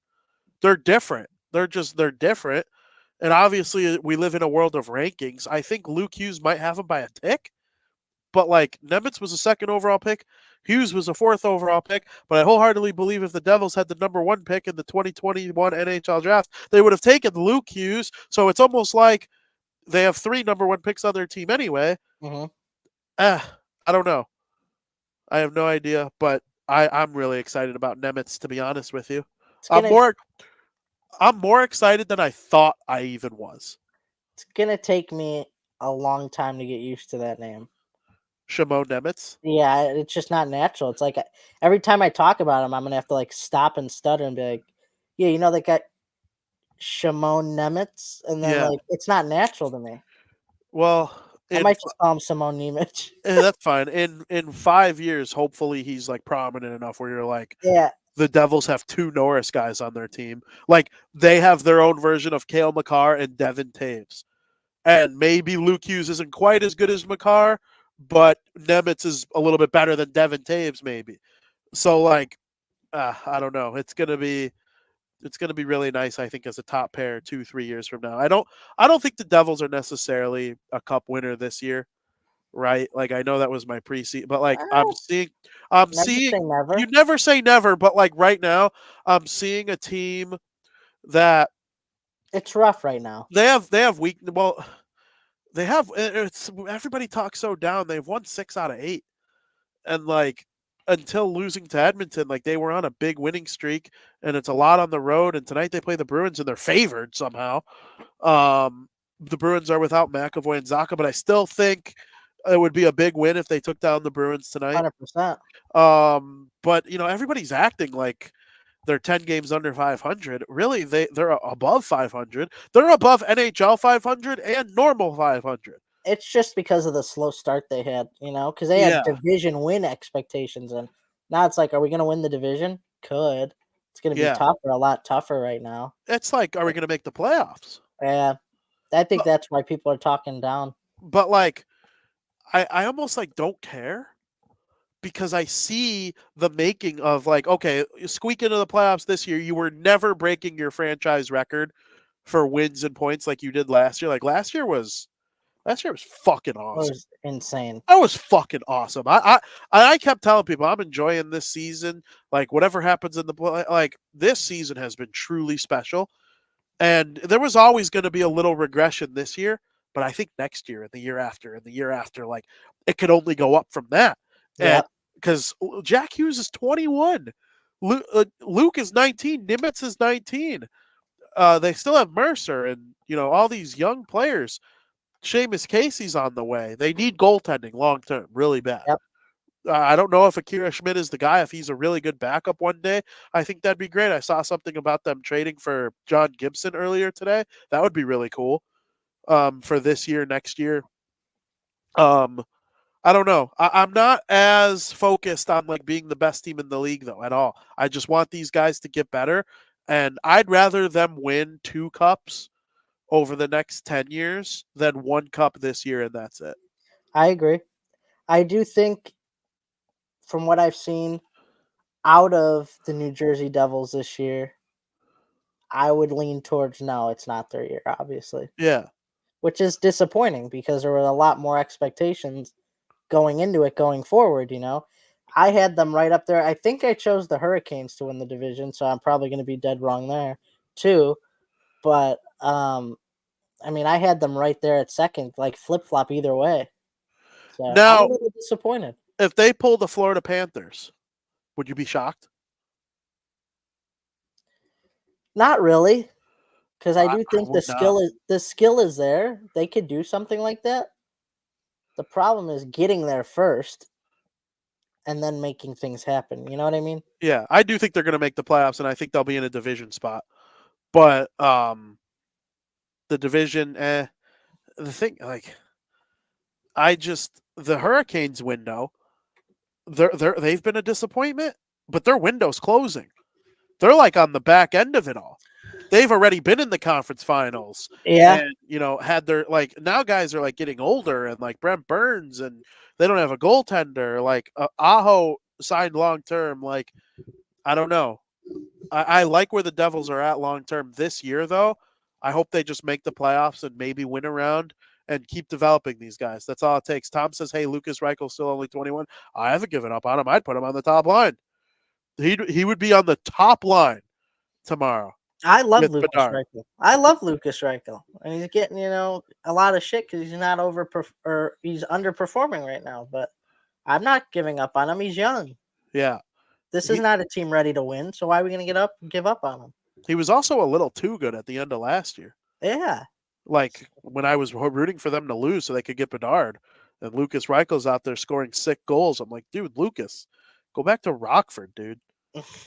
Frank, we have some more puck to get to with a little bit different style of conversation in period number 2. Frank, the NHL skills competition is going to go through some major changes. Do you have the major changes ready to speak on? Yeah. Um, I have a whole thing I want to. You have it? Oh yeah. Hell yeah. Let's hear what I have it like shortened. Yeah, read out to the people the changes that are coming to the skills competition and then give an opinion on it. All right. So it's going to be shortened a little bit, but it's still a little lengthy because there's a lot to talk about. So instead of the usual setup where all players will participate and disperse through several events, you got this guy doing the skate and this guy doing the accuracy. It's going to be a little bit different this year. And this year, there's going to be 12 players selected to participate in all of the events, earning points based on where they finish in each event, where eventually the winner will receive $1 million. And Gary Bettman said, we wanted to do something that the players would have fun with and want to participate in. He said this on ESPN Sports Center yesterday. And he said, we'll crown an all-star as the skills competition champion. And that should be a lot of fun. So the way it'll work, also diving into it a little bit more, is out of those 12 players, 8 players will be selected by the NHL, along with input from the NHL Players Association from the 4 teams at the event, with the hosting, obviously, Toronto Maple Leafs likely getting a nod in the process, of course. And then there will be 4 additional players voted into the event by the fans. Each player will compete in 4 of the first 6 events. The fastest skater, the hardest shot, the NHL upper deck stick handling, NHL one-timers, NHL passing challenge, and the Cheetos NHL accuracy shooting. First place will be worth 5 points. Second place will be worth 4 points, so on and so forth. The top 8 players who have the most points at the end of these events, at the end of the first 6 events, will advance to the 7th event, which is the Honda NHL Shootout. And the 7th event, what's so special about it is that 8 players will line up on the blue line, 8 goalies will line up on the other blue line. And one by one, from 8th place to first place, they will get to pick which goalie he wants to go up against, which I thought is really cool. And obviously, who they will pick, how much will it be in the standings again? First place worth 5 points, second place worth 4 points, so on. It will end with the guy in first place getting the hardest goalie, because obviously nobody's going to pick the hardest goalie to go up against. At least whatever's one. I mean, somebody might, because it's the All-Star game and we want to, dive into that. But yeah, I'm excited about it. Then you have your top 8 right there. I know this is a lot to take in because there's a lot of changes and I'm rambling, but the top 6 of those 8 from event number 7 will advance to the final event, which is the Pepsi NHL obstacle course. The event will include all the skills and it will be worth double the points. So first place instead of 5 will be worth 10. Second place will be worth 8 points, and so on and so forth. So we have a lot of changes from the NHL skills competition this year. And I'm for it. I like it. It's more tourney based. I'm excited for it. I really am. So last year was the first year it was kind of like not bad, but it just didn't have the same pizzazz as it did in years past. And I think the league recognized that. They understood it. And they made a change. And I'm excited about it. And it's not because I'm pretty confident Jack Hughes will be participating, because I am pretty confident in that. But even if he's not, I still think, this is a great move by the NHL. It's going to be we like competition more than we like show in North America these days. We used to like show, but now I think we like competition more, and we're seeing people compete now in the skills competition overall. And there was still little competitions in the skills thing, like you wanted to win hardest shot or win fastest skater. But now you're going to look to win the whole event, and you'll see somebody win $1 million. And I think that's big too, because what if there's a rookie who is on a rookie deal and he wins $1 million? Like, what if Connor Bedard wins the whole thing? Yeah. He'll make more from that than his entire contract for the year. Yeah. So it's going to be really cool. I'm way looking forward to it, and I can't wait for All-Star Weekend. Do you think Bedard is one of the 12 players? I think he will be. I think it'd be hard to leave him off. It's not just because he's like a super hyped prospect. He's got a lot of goals. He's box office. He's everything you want in a skills competition participant, in my opinion. Mm-hmm. So, yeah, I do think Bedard will be. I agree. The mix. I like it. I like where this is headed. No Blackhawk deserves to be an all-star either. Like, it's not like one of those things like, will Bedard just be there for the skills competition, kind of like Zegras was last year? Like, Zegras is more box office, but Troy Terry actually deserves to be an all-star way more. Oh, yeah. It's not that type of situation in Chicago. Like, Connor Bedard is their best. He leads them in goals, assists, and points. He leads all rookies in goals, assists, and points. Yes, he does. He does. He would win the Calder Trophy if the season ended today. And really, only 2 or 3 guys are the top 5 is really starting to separate itself.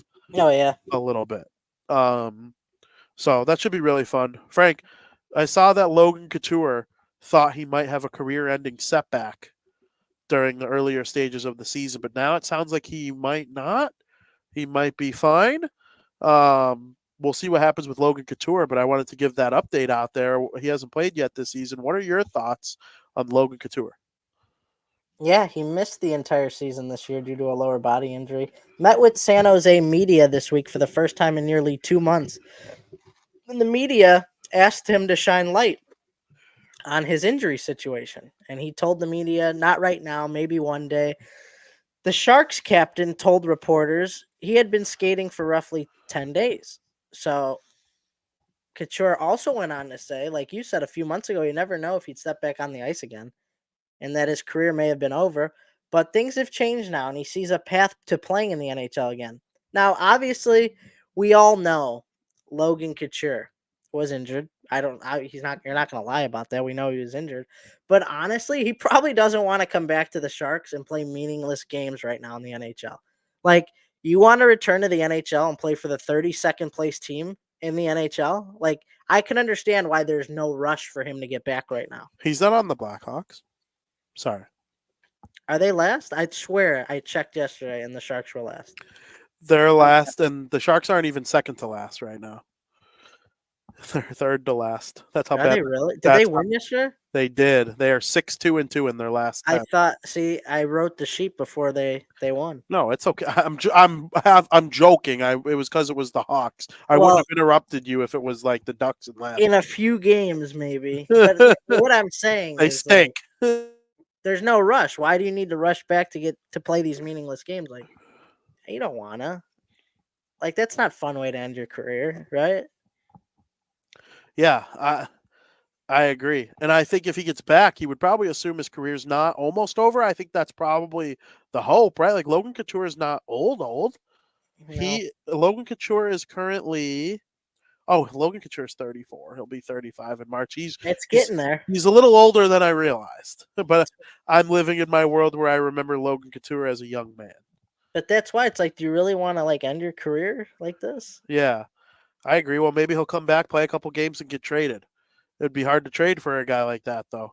It would be. If you know you're giving up something to get a very big question mark. Mm-hmm. So that's always going to be an issue. But hey, I'm looking forward to it, seeing what he is able to accomplish in terms of his comeback. Absolutely. But I don't know. It's going to be fun to watch, I think. Should be. I mean, the team stinks, but he'll be a bright spot, I guess. We'll see how he does coming back from injury. Being as old as he is, it might be a little bit tougher, but we'll see. Do you still think the San Jose Sharks are the worst team in the league? Not lately. I would say no. They're 7 points out of a playoff spot. Wow. I mean, I'm not saying they're going to be a play, but like that's how good they've been lately. I mean, they've been freaking sweet. Are they really 7 points out? Yeah, that's insane. It's insanity. That's wild.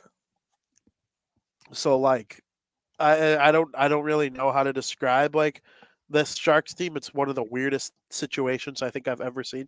I think they started so badly that it was impossible for them to not go on like a really hot run. They were so bad.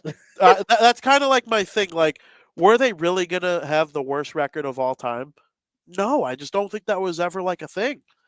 And like, even though they started that way, so bad, they were terrible. But I don't know, man. It's interesting. The Sharks are a polarizing team. Frank, the World Juniors are coming up soon. They're going to start on December 26th, Boxing Day. One of my favorite days of the whole calendar year is the day that we start the World Junior Classic. Team USA, their roster is looking good. What do you have to say about it? Gavin Brindley. I got the preliminary roster up. I assume that's what you're talking about? The preliminary roster is out, yes. Yeah, I mean, Cutter Gauthier, like I said, Gavin Brindley, Oliver Moore. So there's some good notable names on here. Seamus Casey for the New Jersey Devils. Yep. On defense, Lane Hudson. I mean, I like what I'm seeing. I don't know much about their goaltending. I don't recognize that any of the goaltenders too much. Their goalie, one of them is from Boston College. He plays with that big line with your guy or Gabe Perreault, Will Smith, and oh yeah, I forgot about Will Smith. Yeah. What are they called? Gabe Perreault, Will Smith, and Leonard. Those three, the Capitals draft pick. Will Smith's on the team, right? Will Smith will probably be their number one center. I don't even see him on this list, though. That's weird.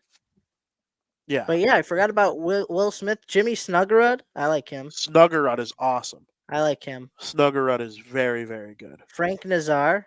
Yep. And I'm seeing more and more names. Gavin Hayes. I like Gavin. A lot of Blackhawks. There's a lot of Blackhawk representation on Team USA, and I think there's a chance that, there's even more across the other nations too. Like the Blackhawks farm system's strong, so I don't think anybody's necessarily like super surprised about that. But Sam Renzel. Sam Brinzel, yep, very good player. I like Lane Hudson. So do I. Lane Hudson is a really, really good player, and I think he's gonna make a huge difference for Team USA. I think. Okay, hear me out. I wrote this article for Puck Pros. They are good enough to win the gold.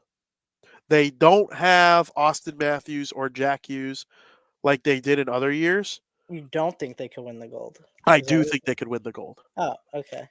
Their roster has so much depth. They don't have one guy who's going to stick out like that. They don't have next year's number 1 pick. They don't even have next year's number 2 pick. But they have, well, I don't know if Cole Eiserman is on that list, but I don't even know if he's American. I can't confirm that. But, Canada has Macklin Celebrini. They're going to have him play for them this year. And obviously no Logan Cooley, but that's not a surprise. Yeah, no Logan Cooley. We'll see if they use Benson or Poitras. That'll come out at a later time. I'm against it. I don't think they will. But I do think Team USA is going to be freaking awesome. From what I'm seeing on this roster, they look stacked. Yes. They look absolutely stacked. I can't wait to watch them. They open up on December 26th at 10 a.m. local time, or 10 a.m. our local time. It should be a really, really good tournament all around. I just definitely think that the Americans, they're coming into this tournament with a better team than they have had in a long time. I don't know if you agree. I don't know if you've looked at some of the other rosters yet. I agree. But it's just it's going to be freaking sweet. They have a chance to win it all. I will have to agree. Going over, seeing who they have, and really diving into it. Yeah, I think they could win gold. I do too. I really, really do too. I do. It should be a lot of fun. I'm most looking forward to it. Frank, it's that time of the week, and I know I probably sound like crap. Sorry about that to everybody as I'm struggling through the second period here. But what's your favorite hockey story of the week? So my favorite hockey story of the week actually has to do with something that took place last night. And no, it doesn't have to do with the Battle of the Connors.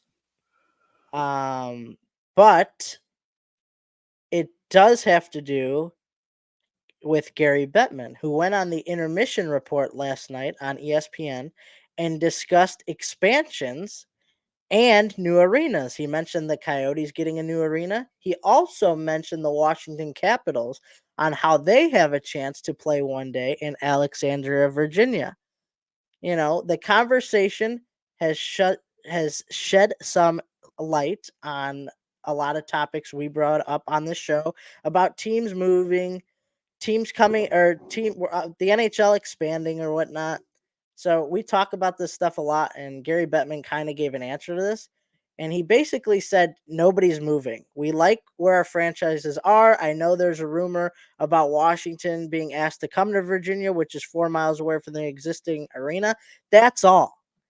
And it may be a great opportunity to have an incredible forward-looking fan experience that new ages and takes care of new technology and new experiences, and something that could be very special.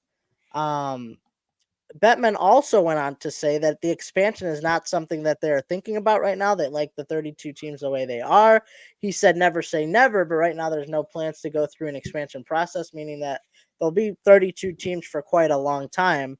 But some of the teams may be moving to new arenas, but that's it. We don't have to worry about teams moving their organization and changing names, because I know we talk about that a lot.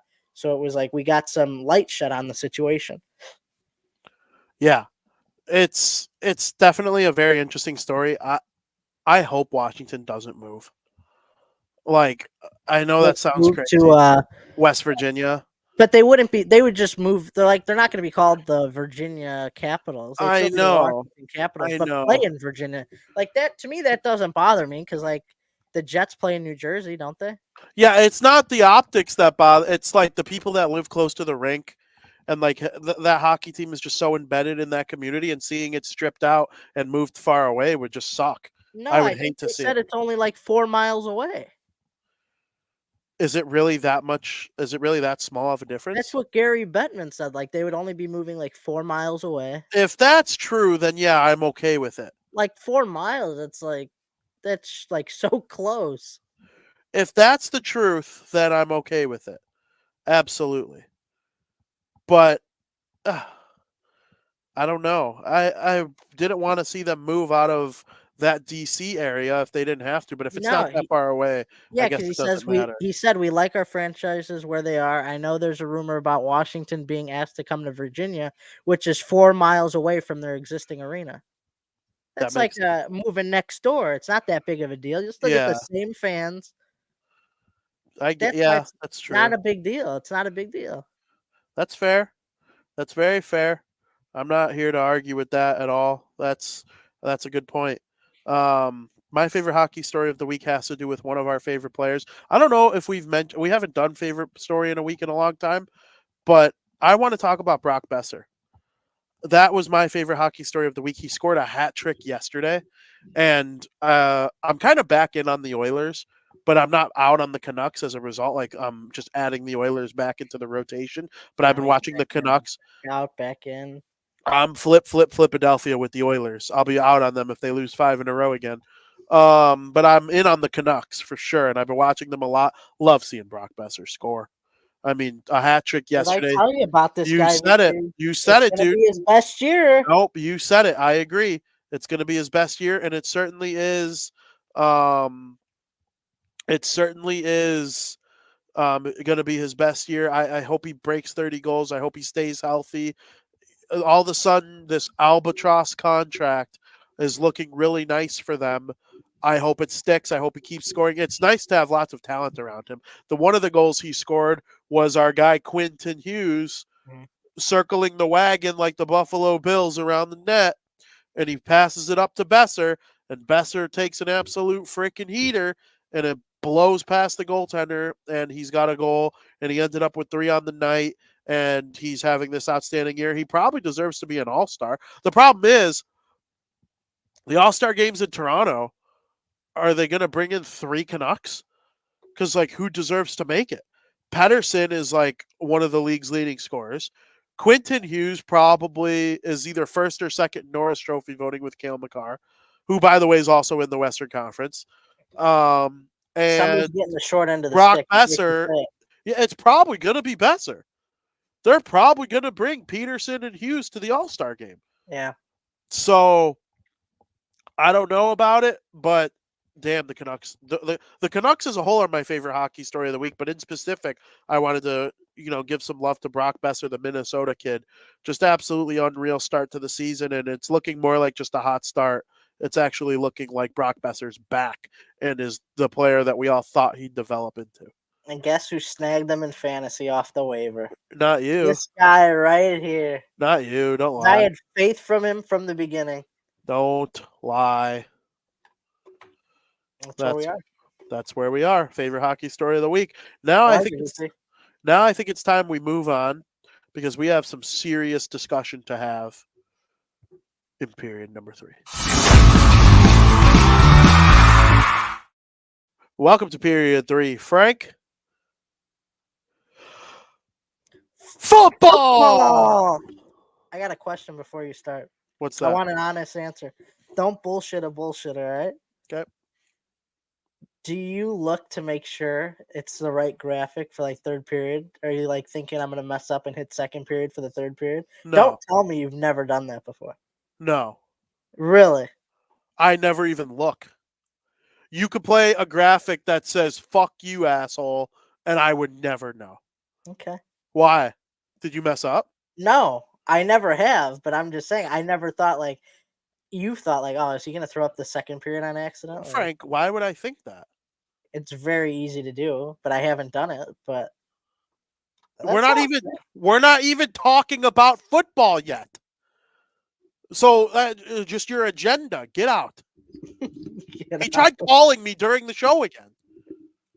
He knows. Like, he was part of this. See, last week he didn't say football because I mentioned that he might say football, and I'm like, because of that, he might not. I'm in his head. Yes. Yes, you are. Hell yeah. Why don't you call into the show right now, Joey Parisi? If you're listening right now, call my phone. You answer, you'll be on. We'll get your take on your favorite team. He The New calls England during the show, Patriots. but then that's it. Then we don't hear from the guy. It's Yeah. like I want to hear Joey's take on the 3-10 New England Patriots, who reportedly are not bringing Bill Belichick back after the season's over. they shouldn't bring back Mac Jones either. Poor thing. Oh, they won't. No, they absolutely won't. Why would they? They would have to pay him a lot of money because he was like a Stinks. number 15 pick, so he's owed a lot of money if they pick up his year. Yeah, he stinks. Frank, let's have a very real conversation about the Chicago Bears. I was there on Sunday. I'm It was one scared. of my greatest times. I truly enjoyed it. They're good right Hey, now. what do you want to talk about? They've been playing well. They have been playing well. 28-13. Big win over the Detroit Lions. Playoff team. They're probably going to have well over double-digit wins. Yeah, it's just like, but what's going on with the Bears? Like, I thought for a while we were going to have the first and second pick. They're going to have the first, no doubt. Yeah, I think it's all but locked with the Patriots win. Yeah, and the Panthers are just so bad. Yeah. So they got the first pick, but now it's like, all right, are we even going to have two top fives? They have 5 wins, the Bears, right? Yeah, they have. Yeah, but if the season ended today, they'd have the 5th overall pick. I know, but is it going to stay like that? Are they going to win again? Yeah, they're not. They might not have a top 10 pick. I mean, it's crazy. All the teams with 6 wins are picks 11 or higher. But I wouldn't say the Bears are good. The Bears aren't a good team. I would say they've been good. They've been good. Overall, they're not a good team. And this doesn't shock me either that they got to win over the Lions VP. It really doesn't. I'm starting to fall a little on I keep saying the Lions. I'm starting to fall a little bit on them. Me too. I'm worried about Jared Goff and company. Montgomery couldn't get anything going against his former team. It's just I don't want to overreact on how the Bears have been playing. That's all I'm gonna say. Like I kind of did with Bajent playing, and then look what happened. It's like I don't want to get too excited on things because I do think the Bears could very well finish 5-13, and I wouldn't be surprised. Or no, would it be 5-13? 5-12. Sorry, 5-12, and I wouldn't be surprised. I agree. That's all I'm gonna say. I don't know, but I could also see them winning out. Oh, winning out! All right, come on. No, I love Frank. Their defense has been top 10. They're not beating the Browns in Cleveland. Okay, and that's the one issue. But you would have never thought they'd beat the Lions, and you might be low on the Lions now. You weren't last week. I know, but it was weird. The Lions were only 3. They're like, okay, are the Bears gonna win? Why are the Lions 3? They should win by 30. You know what I mean? But it's like, I think we're overreacting a little bit on the Bears VP. I don't know the remaining schedule. I'm gonna pull it up if you don't know. I don't know it off the top of my head, but it's the Browns and then some bad teams. So yeah, they got Arizona, Atlanta, Green Bay after. And it's in Green Bay. That could be a big game for the Green Bay. I don't see that. They could beat the Cardinals for sure. Kyler Murray and the Cardinals have been lately. If they beat the Browns, Falcons won't be easy either. No, it won't be easy. But if they beat the Browns, I think they could go on a little bit of a. I'm not saying make playoffs or anything like that, but when I talk about a serious conversation involving the Bears, it really has to do with Justin Fields. And Justin Fields has played okay the last handful of games. They've scored some points. But there's also merit to the idea of having a top 10 defense and a good quarterback on a rookie deal. That seems to be a cheat code in the NFL right now. Mm-hmm. We're seeing it with a lot of teams. The Colts are playing well with a cheap quarterback and a good defense. The Houston Texans are playing well with a cheap quarterback and a good defense. There are lots of teams that kind of have this situation going on, and I don't know. Football is so maddening to me right now. The Bears could either make a push for the playoffs by having a strong finish, or they could go and have another top 5 pick. It's crazy to me that it's one or the other. If the Bears won out, do they make playoffs? Well, they would be 9-8. Do you think that would be good enough? I'm looking right now. I doubt it. Teams in the wild card spot right now are 6 and 7. Could be then. One game better. So I think it is possible. Whoever wins the AFC South or the NFC South is going to have a bad record, so you can't go off that. But I don't know, dude. I think our lists right now are going to be wildly different because of how many 7 and 6 teams there are. We'll see. Like 1, 2, 3, 4, 5, 6, 7 teams are 7 and 6. So, and some of them are going to be in our top 10 list. Some of them are not. Mm-hmm. And and I don't know. Do you probably view a couple of these 7 and 6 teams as better than some of the 8 and 5 teams? Maybe even the 9 and 4 Detroit Lions or 9 and 4 Miami Dolphins, right? Yeah. Like, no team has gone this season without any kind of issue whatsoever.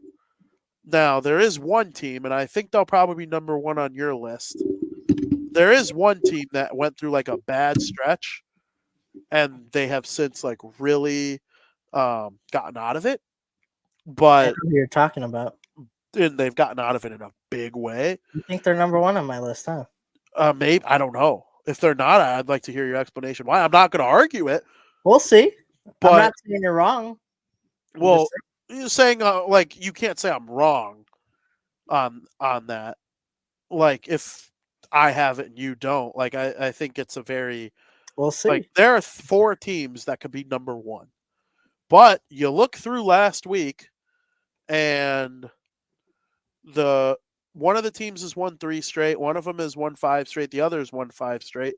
And then the 4th best record lost last week. The 5th best record lost last week. The 6th best record lost last week. The 7th best record lost last week. And the 8th best record lost last week. So 1 through 3 best record in the NFL all won last week. 4 through 8 have all lost last week. Wait, this past week? This past week. 1 through 3 have all won? All won last week in terms of record, not our rankings. No, I couldn't have because the Eagles lost. Besides the Eagles, because I guess this is messed up because the Eagles and the Dallas Cowboys are in the same division. Yeah. It was just showing the first place teams. But yeah, I get what you're saying. That's why I was confused. That is Sorry, that's my mistake. That's my mistake. You're right. The Eagles have the second best record, or the tied for the best record. Jay is chiming in, VP. What does he have to say? He said, I heard on the radio that the Bears can make the playoffs if they win out, and there's another team that has to lose 2 games. I think it was Minnesota. You're welcome for the knowledge from a true football guy like myself. Joey Parisi low-key does like football. He'll claim till the cows come home that he doesn't. And then when Tom Brady we just need JP to find his next Tom Brady is what we need. Like, I don't know if it's Mac Jones. It's not Mac Jones. It is not Mac Jones. It's not Bailey Zappi either. But Frank, I'm actually very interested. I had a hard time making my top 10 list this week because almost all of these teams lost. Okay. So I'm like, who goes where? They lost. Oh, but they lost too. So am I going to have this team? Like it was really tough for me. The top 3 on my list all won. And then 4, 5, 6, 7, 8 lost or won. No, they all lost. I'm sorry. I'm probably confusing everybody. Noodle brain today. 1 through 3 won. 4 through 8 lost. 9 won and 10 won. So there's a lot of losing in my top 10 this week, but I think there's a lot in everyone's. Yeah, exactly. That's why I think this week was so hard. And that's why when we get to the end of the season and we make our last one going into the playoffs, we'll probably name 10 playoff teams, but I don't think it's going to be – we're not going to have the same 10 teams. We're not. You don't think so? I don't – not this year. I think in most years we would, but every freaking team in the bubble 7 and 6. So if they're all in the playoffs, we're going to argue over who's better out of these two. And neither of us are probably going to be proven right because both of these 7 and 6 teams that we're arguing over are going to get blown out in the first round anyway. So, like, we're never going to see it get, proven. So there's a lot of mediocrity in the NFL this season. There are some really, really good teams, and then the teams in the middle kind of suck. Yeah, they kind of do. even upper middle, even the upper middle teams have like serious issues. Whether it be a quarterback's hurt, or this defense is struggling, or this guy can't catch the ball to save his life. Kansas City. We'll get to all that, but Frank, let's get right into it. I know we're going long here. Go for it. Your number 10 team. You want me to start? You're the one who usually starts. Fine, I'll start at number 10. If you want me to start, we could switch it up. If you want. Switch it up. Switch it up, VP. Right? All right. Number 10, I got the Denver Broncos. Every team on my list ahead of the Denver Broncos, I would choose to win over the Broncos, I think. But they're still continuing their tear in the NFL. After starting 1-5, Sean Payton truly has brought new life into this team. They got a nice win over the Chargers on the road. Now, I know Justin Herbert did get injured and never returned, and he is out for the season. But let's be honest. The way the Chargers and Herbert have been playing all year, it wouldn't have mattered. The Broncos' defense is great, and the Chargers are struggling to score. And while I don't necessarily see the Broncos winning the AFC West division over the Chiefs, they're only one game behind the Chiefs for first place. Things can get interesting down the stretch, and they both have a win over each other. So I don't know who has the tiebreaker, but both have nearly the same strength of schedule to close out the year. And with the Chiefs though struggling the way they are, Denver might take advantage. They've looked strong. We've got some great football ahead for the Denver Broncos. So there's my number 10. Very good. At number 10, I have the Buffalo Bills. The Bills have been removed from my list for a little while now. I called them overrated at the beginning of the season because they were. They were never in my top 3. But then they went from being overrated to being underrated. I truly believe that. They've been on a tear. They played well. Josh Allen is still one of the best quarterbacks in the NFL. I think if all 32 starting quarterbacks in the NFL are healthy, I would take Josh Allen third. I wholeheartedly believe I would Love to hear that, VP. I would take Mahomes first, and I would take Burrow second.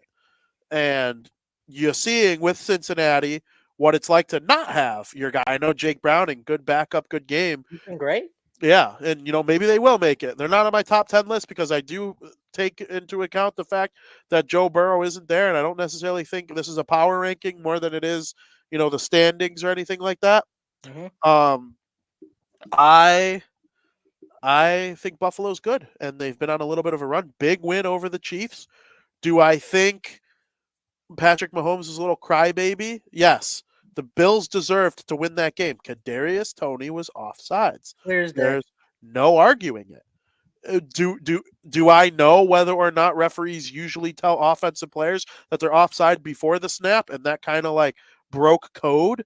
What the referee did, that very well could be. I kind of believe that to be the case. And the only reason I believe that to be the case is because you never see offensive offsides ever called. Mm-hmm.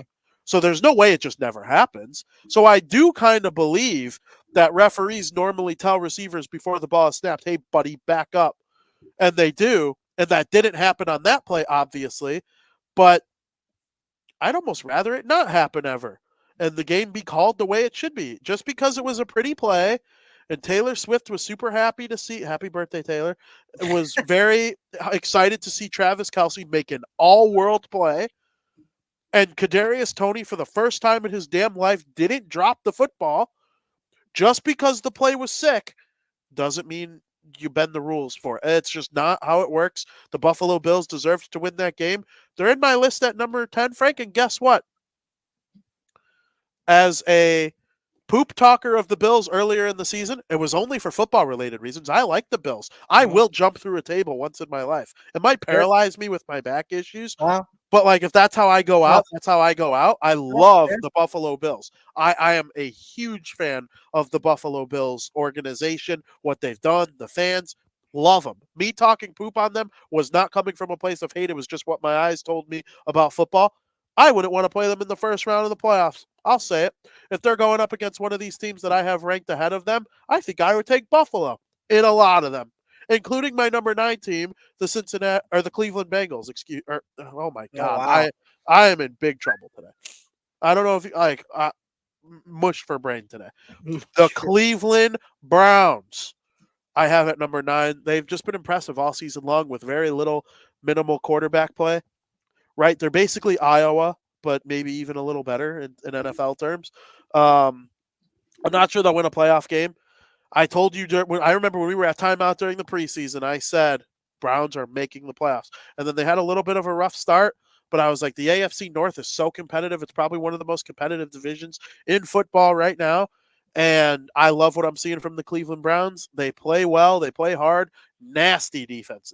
Like they might be the number 1 or number 2 defense in the NFL. And the offense scores just enough to supplement. And I'm excited about it. So, Cleveland Browns have them at number 9. I like that. My number 9 is the Buffalo Bills. It's about damn time that the Bills are back in my power ranking. Now, the Bills can't win the division. I know that, but they're still very much alive for the playoffs. Why can't they win the division? I think it's locked up for Miami, isn't it already? No. Oh, I thought they had the mark. They're not. They're 9-4, and the Bills are 7-6. It's 2 games. There's 4 left. I thought for some reason I was thinking that the Dolphins won and they were 3 games ahead. It's unlikely. Yeah, I wouldn't say they're going to win the division, but you never know.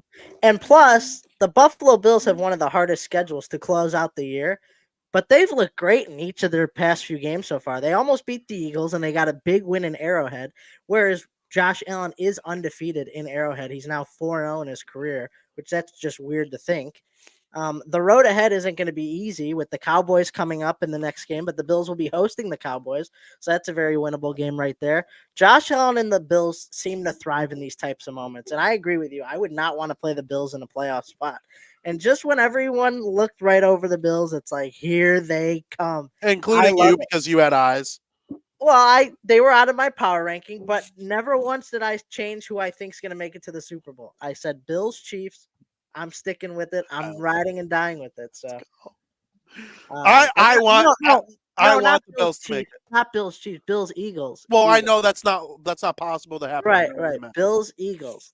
I've never backed away. Let's go, Bills. Bills are going to the Super Bowl. Come on, Josh. Frank, I was anti you saying that all throughout how bad they were in the middle of the season. And now that they've come back and this is a Buffalo Bills podcast starting right now. No one circles the wagon like the Buffalo Bills. VP's got a brain now. That's all right. Number 8. As much as I want to just keep talking about them Bills. Number 8, I got the Detroit Lions. Almost lost to the Bears a couple of weeks ago. And then, with Mr. VP in attendance himself, the Lions finally lost to the Chicago Bears. I'm worried about Jared Goff. I really am. I don't think this team could go very far in the postseason. But the good thing is for the Lions is that the division is just about wrapped up, barring a complete collapse from the team. David Montgomery couldn't get anything going against his former team, and you'd think he would have some fire in his tank to go against his former team. But the best part of the Lions' overall performance in that game, and this is going to be a case for many years to come, was Jahmyr Gibbs. I mean, this kid's some talent. However, if you plan on losing games against teams you should beat, it's going to be hard to win games against teams where you aren't favored and you are a dog and you go on the road to play these great teams in the postseason. Just they've been falling lately, and they fell to 8 on my power ranking. At number 8's a team that fell for me too, the Jacksonville Jaguars. They're close to not even being on at all.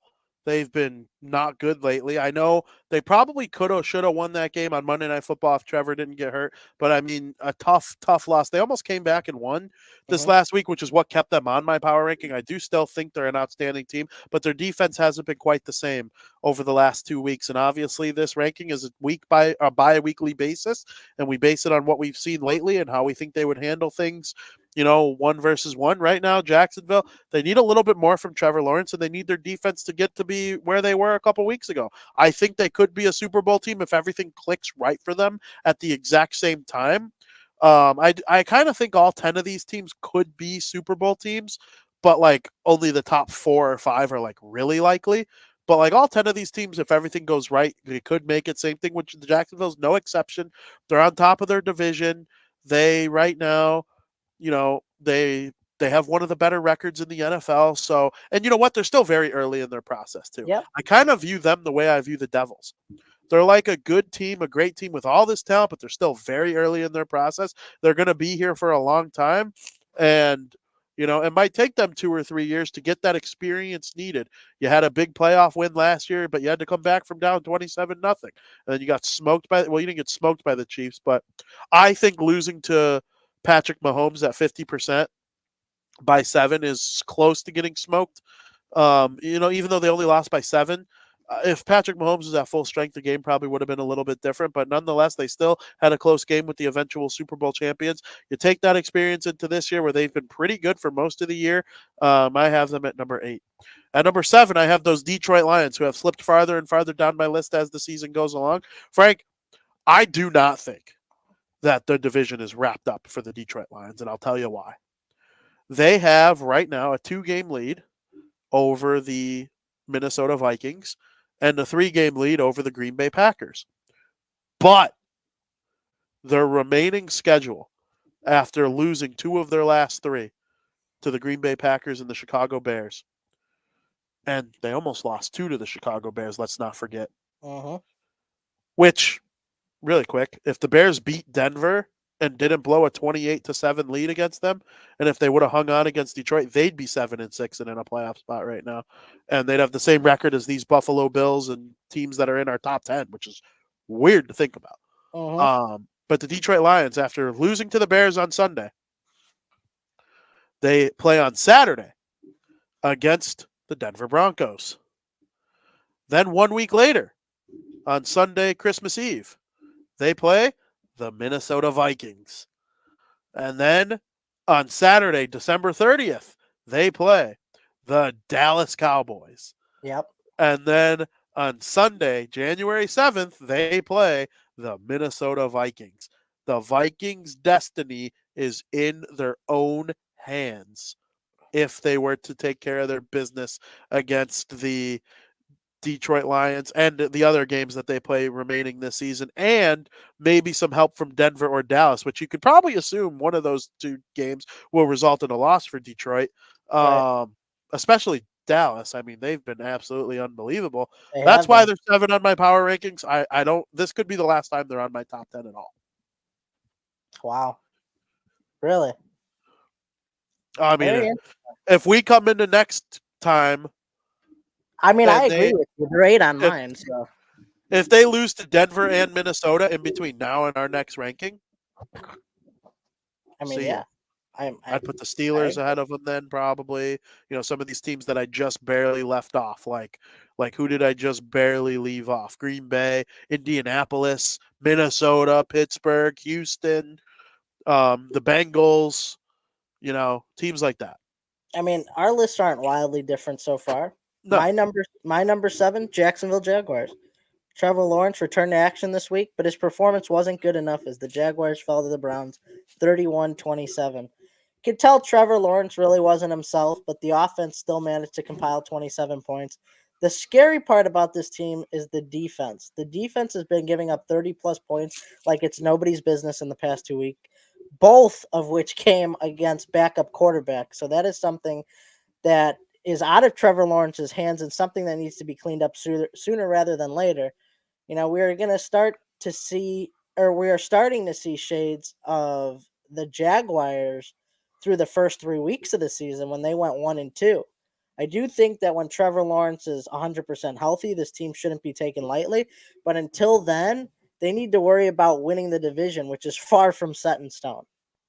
And then we'll go from there as it pertains to the Jacksonville Jaguars. Number 6 is the Miami Dolphins. The loss that the Dolphins endured against the Titans was gut-wrenching. To be up 14 and lose with less than 3 minutes to go is a thought I still can't really process, to be honest with you. They became only the second team in NFL history to accomplish such a task, and the first time since 2016. I hate how teams play with the lead late in the game. That prevent defense is something I can't get behind. The Dolphins defense has looked better lately too, only giving up 15 points or less in their previous 3 games before the Titans, and they were on track to do it again but you let that stupid prevent defense. This offense isn't nothing without Tyreek Hill. They need Tyreek Hill in the lineup. I think the Dolphins are going to run into a lot of problems come the playoffs, but I do see them potentially winning a game or two depending on their matchups. But I mean, come on, what's with this prevent defense? You just let the team score. Like, you've been playing great all game. Why change something up in the last 3 minutes of the game? That's just stupid. I agree. Miami at 6. I also have Miami at 6. They've been off my top 10 for a lot of weeks now, and I put them in after a loss. Go figure. But I like the way they played the week before. Right? Like, they're 9-4. They're tied for the second best record in the NFL, and I just can't get behind not having them in my top 10. I moved them all the way up to 6. They should have won the game. And I love their coach. And I like the quarterback, and they have weapons and a good defense. Well, an okay defense that's not spectacular, but they have to find a way to close these games. Yep. I'm not confident they'll be on this list next time, 2 weeks from now. But, with the way their record is and the way they've played this season, I had to put them in there. And I agree with you. I do think there could be a situation where they're in the playoffs and they score 40 points and get a playoff win. That doesn't necessarily mean the defense plays well or anything like that, but it just wouldn't shock me with all the weapons that they have with Waddle and, Tyreek Hill, obviously, and Mostert is awesome. I said it. I love the quarterback. Tua Tagovailoa is a better quarterback than anybody gives him credit for. I had Miami at 6, and at number 5, I was reluctant, but I put the Kansas City Chiefs. Really hard to have the Chiefs off your list, but things have not been going well for the defending Super Bowl champions as of late. A little bit of bad luck at the end of the game with Kadarius Toney being 10,000 feet offsides. Patrick Mahomes made an ass of himself, and I think that's why it speaks volumes to me that I'm saying this about Patrick Mahomes, because I have nothing but respect and love for Patrick Mahomes. He's one of my favorite athletes in all of sports, but he acted like a buffoon after the game, going up to Josh Allen. That was a shit call, and Josh Allen's just like, the fuck? All right, dude, stay healthy the rest of the season. Hope good luck the rest of the way. It's just not, it wasn't cool. And Mahomes is not usually like that. So I'm going to give him the benefit of the doubt that was just him acting uncharacteristically at the wrong time. But, it wasn't a good look. He was offside. That was a good call. I'm sorry that you're mad about it. I'm sorry it screwed over your team. They need to be better. And that's just the bottom line. I don't know if it's the Matt Nagy offense that is just really hindering them right now. It very well could be. Yeah. Wherever Matt Nagy goes, it seems to turn to dust. But, it's not great, but they're still the Kansas City Chiefs. They still have Andy Reid and Patrick Mahomes, and I think they're dangerous in a playoff game if that's the case. I totally agree. It's funny that you thought our list would be wildly different because of all the 7 and 6 teams, but my number 5 is the Kansas City Chiefs. And, despite all the struggles that we have seen the Chiefs go through this year, they still remain in the top 5 for me. I don't know for how much longer, but that depends on how the remainder of the season goes. I didn't like that outburst from Patrick Mahomes that he threw on Sunday night during their loss. So the offside call was a correct call. Andy Reid finally owned up to it, saying it's Tony's responsibility to check with the line judge to make sure he's offsides. It felt like the outburst from Reid and Mahomes was a way to let out all the anger, maybe, that has been built up this season due to their lack of play. I don't know. But losing to the Bills the way the Bills have been playing at home isn't the worst possible loss to face. Obviously, you want to beat them because the Bills have stunk lately. But, it just felt like the game the Chiefs needed to win to silence all the doubters. The Bills and Josh Allen look decent. And, thanks to the Chiefs, the Bills are now in my top 10. So thank you, Chiefs. Thanks for your sacrifice. I appreciate it. You sit at number 5. Thank you for your sacrifice, Chiefs. Frank, a little bit of breaking news before I reveal my I got to do my number 4 after your breaking news. Oh, you still do it? Okay, that's right. Sorry. Super Bowl in 2027 was just unanimously awarded to SoFi Stadium in Los Angeles. So the next 4 Super Bowls go Allegiant Stadium in Las Vegas, Superdome in New Orleans, Levi Stadium in Santa Clara, California, SoFi Stadium in Los Angeles. So that's what, 2 in Los Angeles? Um, And like, yes, because what was last year or the year before? so it's like 2 relatively soon. Yes. All right. Well, that's pretty good news. I appreciate that. I'm gonna do my number 4. My number 4 is the Philadelphia Eagles. The number 1 team on my list for many weeks now have quickly fallen to number 4. I don't know if I saw this coming, but the Eagles offense has become flat as of late. After starting 10-1, the Eagles have lost back-to-back games for the first time all season. Both these losses that have come over the past 2 weeks have come against some of the best teams in the NFL. I will say that. However, if you want to be the best, you're going to have to beat the best. That is the name of the game and just how sports work. I'm a little concerned, though, that they have only scored 31 points over the last 2 weeks after scoring 30 plus points almost every week at will. But I do think come playoffs, this will be a different looking team. I expect them to rebound hard upcoming against the Seattle Seahawks. Then they play the Giants twice in the last 4 weeks and the Cardinals. So there's a lot of rebounding to be had here. I do think the Eagles will rebound in a big way. So Eagles drop from 1 to 4 on my list. They're number 4 on my list as well. I have the Eagles sitting Great. at number 4. Yeah, I guess that's we nailed the bottom, so the top is going to be We only obviously have one pretty difference. similar. Yeah, you have Denver and I have Cleveland. Yep. Because you're a Cleveland hater. They could be 10-2 if I could be like, I think they're like the 12. Number 4, Philly.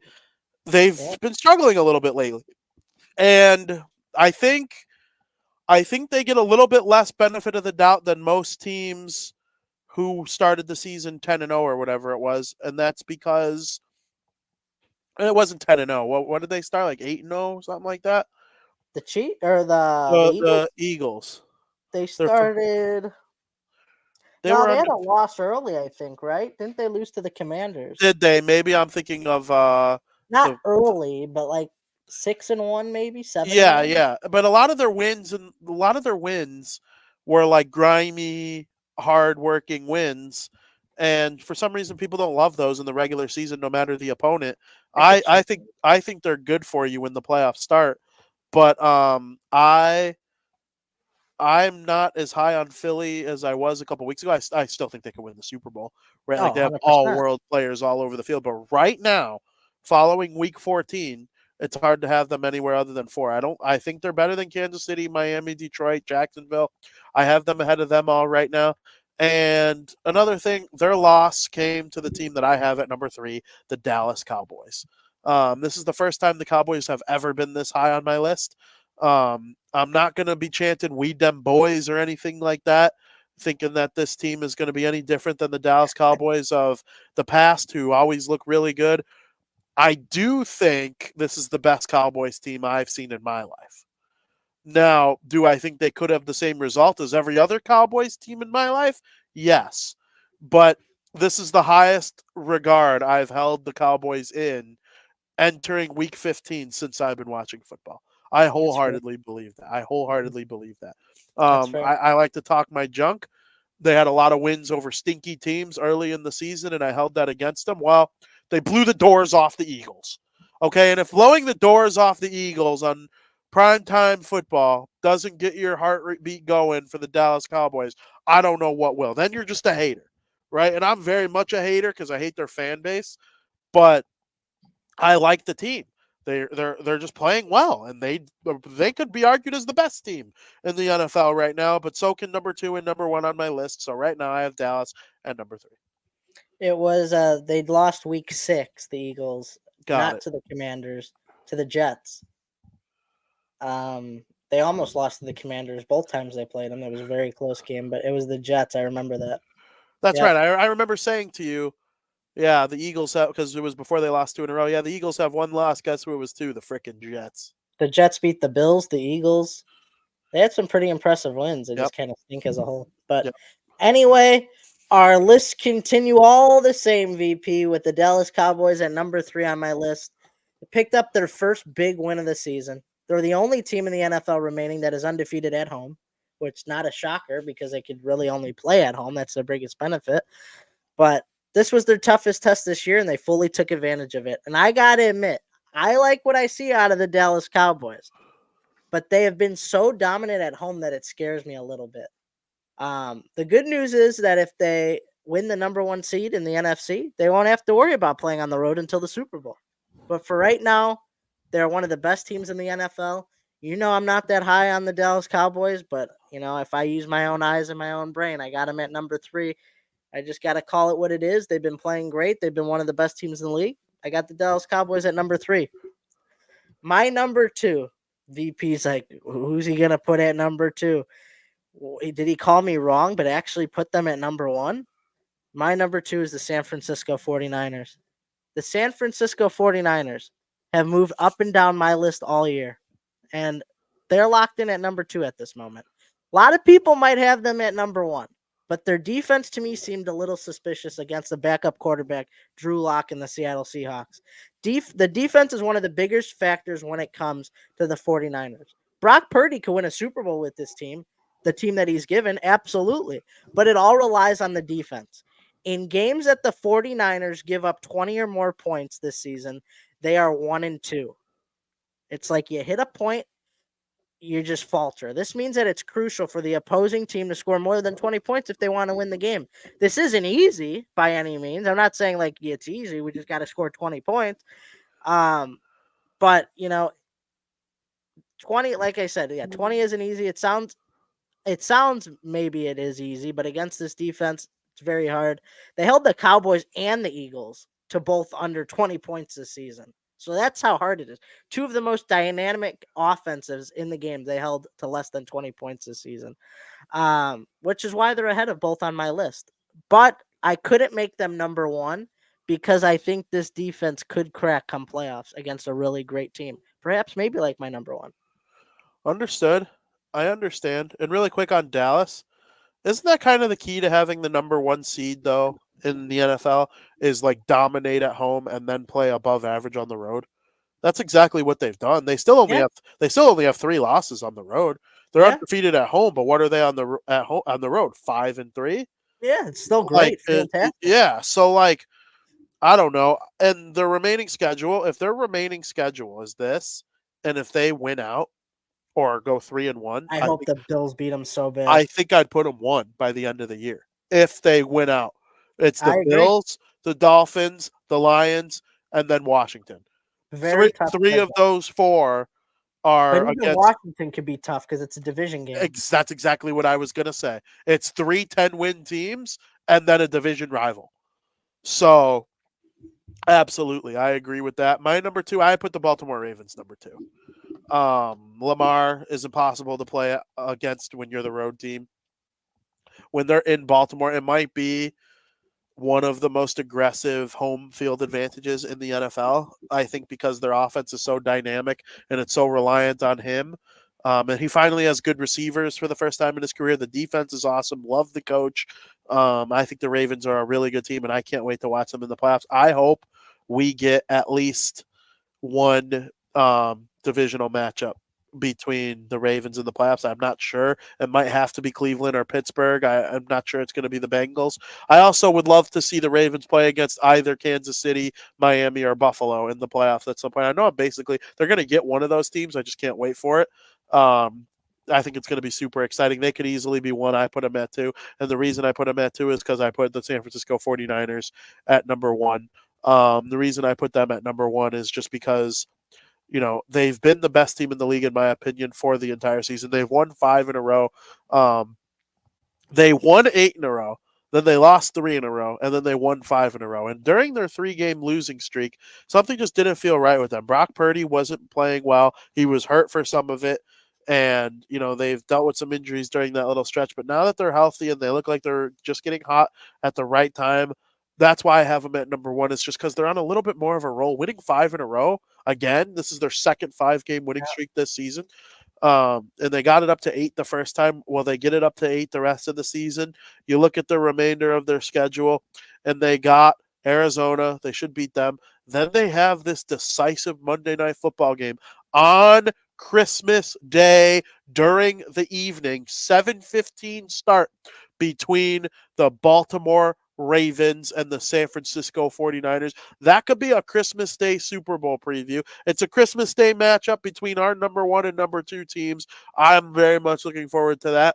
And then on New Year's Eve, they play the Washington Commanders. And then on January 7th, they play the Los Angeles Rams. They could easily go 3-1 in that stretch. They could easily go 4-0 in that stretch. It all kind of depends, in my opinion, on how the game goes between them and the Baltimore Ravens. I think that's a pick 'em. I really, really do. I'm really looking forward to that game. Me too, dude. On Christmas Day, at night on Christmas Day. We don't normally get Christmas Day football. It depends on what day of the week it is. What day is it this year? It's a Sunday. Oh. Or no, it's a Monday. It's a Monday. Excuse me. It's a Monday. They should just do it any day. Right? Well, I mean, NFL like if Christmas is like on a Tuesday. Let's do it. There's a good chance there's football on Christmas. At least one game. Like, unless it's Tuesday or next year it's Wednesday. Then there probably won't be a game. There probably won't be a game. That's the only. I think Tuesday and Wednesday are the only circumstance where there won't be. I say let's roll the dice. Let's do it. I would love it. The problem is it's hard with like the yeah. Like you can find a way to have a team play on Friday. I don't think you could really find a way to have a team play on Tuesday or Wednesday. I think that's just way too hard. I just think it's hard with them, like, well, but not necessarily, because I was thinking it'd be too hard because of rest that the players would need from. Yeah, that's exactly what I'm thinking. But if Wednesday starts the week and they'd play the Sunday after, you got like a week and a half off. I'm thinking from rest the week before though. If you're playing on Wednesday and your last game was on Sunday. Yeah. The only way it would have to be one of the teams that played on Thursday Night Football the week before. Yeah, because then you had like 6 days rest. But only one, they wouldn't have the same matchup on Thursday Night Football the week before. Right. Like on Christmas a week later. They wouldn't have the same 2 teams.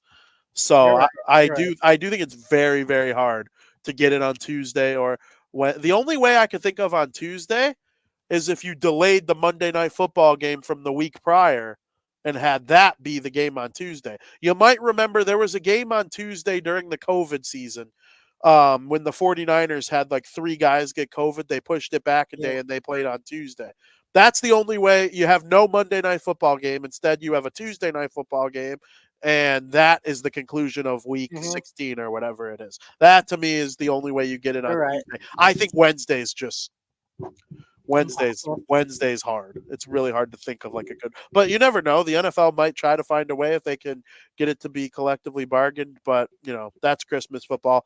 I'd love to hear your explanation of what I presume to be a purple team being your number 1. My number 1 is the Baltimore Ravens. They're finally number 1 on my list, and then they're gone from everybody else's number 1. It's like, hey, I joined the party. Let's. I'm ready to dance. I mean, I have them number 2. I have them at number 2 barely. So, like, get off my case. They had a little bit of a scare this week against the Rams. Not gonna lie. The Rams are good. The Rams played the Ravens tough, and it took a punt return in OT to secure the win for the Ravens. Their streak of leading every game heading into the fourth quarter was broken. Trailed 22-20 heading into the fourth quarter, but they fought back to take the lead and eventually won it in overtime. So, it's going to be a tough couple of weeks ahead for the Baltimore Ravens, as they will have to end the season with teams like the Jaguars, the 49ers, the Dolphins, all teams that are in our top 10 power rankings. So that's going to be tough.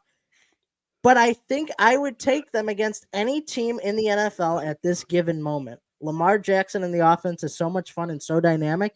And because I feel that way, if I had to choose who would win over like them and the 49ers, I'd choose the Ravens. They'd have to be number 1 on my power ranking. Fair. So that's where I am. We'll have the answer to that next time we do our top 10. Yeah. Because they will have played. And then that's like clear cut. Yeah. Oh, yeah. Unless both teams lose this week, then there's like other teams that could get involved. Like we could bump up Dallas. You here? Yeah, I'm here. You like stop for a sec. I was saying by then though, if they both lose next week before their matchup, then other teams could get in the mix too, like Dallas, Philly, Kansas City, Miami. Just hope So they don't then. yeah, basically, because I want them to be number 1 and number 2 on both of our power rankings heading into that game. Now, I was at the Bears game during their game against the Rams, talking about the Ravens, and I saw it was 2020, and then it was 22-20 or something like that. Am I remembering that 22 correctly? to 20. Yeah. That was the final score? No. It went to overtime. Yeah, it went to overtime. When it was 22-20, I was kind of rooting for the Rams to hang on and win. I would rather see the Ravens win the Super Bowl than the. Are you here? Hello? Are You're you like here? lagging. You're I'm lagging. sorry. Am I here now, though? Yeah. I would rather see the I wanted the Rams to win that game.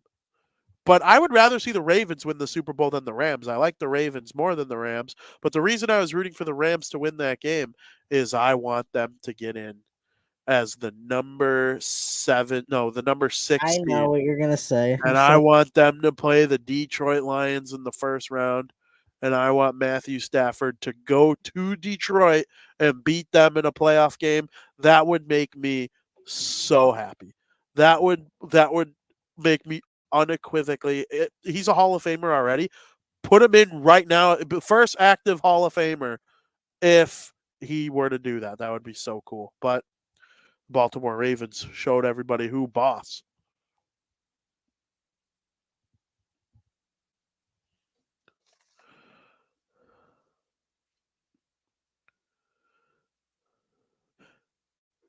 I can't tell if it's me or Frankie.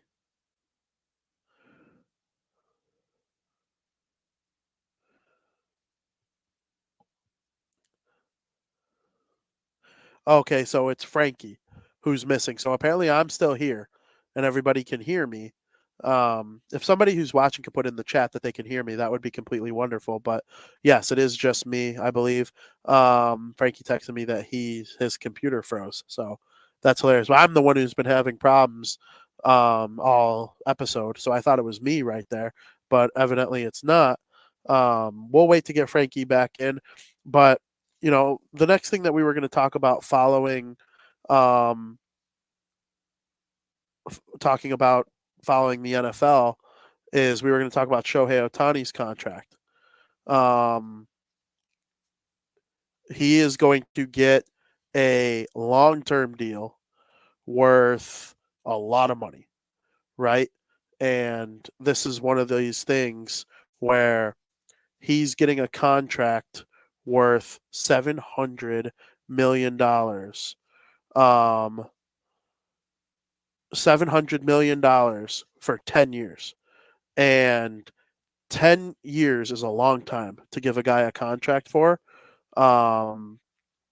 They need to get this guy all the talent around him that they possibly can. They have Mookie Betts. They have Freddie Freeman. They have, all sorts of great talent around them. And now they're going to trade for a guy like Tyler Glasnow. And all sorts of, interesting options are available for the Los Angeles Dodgers. I'm really, really excited that they were able to bring in a guy like Shohei Ohtani. There are a lot of people who are upset about this news, right? They're out there upset because this is a marquee franchise and, able to, bring in a guy like Ohtani. They have all these top prospects and they were unable to, or he was unable to sign in with another team. And, the Cubs were trying to get him and the Toronto Blue Jays were close, but the Toronto Blue Jays were never actually close. They were a pawn in the situation. And that allowed the Dodgers to kind of like use them as a pawn and make it seem like, they were leaking stuff out to the public, and he eventually just settled with the Los Angeles Dodgers. Now, the fun thing about this Shohei Ohtani contract is the fact that they are deferring $680 million of the $700 million to after his playing career is over. And they are going to pay him $2 million a year, meaning he'll make $20 million over the 10 years. And he's only making $2 million a year. Now, every team in the league that he was talking with was presented this opportunity. He wanted to do this deal with a lot of teams, and he ended up getting it done with the Dodgers. Now that $680 million is going to be broken up over, the 10 years that follow the end of his contract with the Dodgers, and they they are able to afford such a contract. And the MLB had to approve it by being like, okay, the money is there. The money is ready for Shohei Ohtani to, when he's retired, we will have $68 million a year or whatever it is to pass along to him once a year for the 10 years that follow. And it's basically going to be like Bobby Bonilla Day, except instead of Bobby Bonilla getting $1 million, Ohtani's going to get like $60 million. It's just an absolute crazy thing. I really hope that they're able to win a World Series with Shohei Ohtani. And, this is something that needs to be taken advantage of. And I don't know if anybody notices Frankie Mueller is not here, and we're trying to get him back. Frankie lost his connection.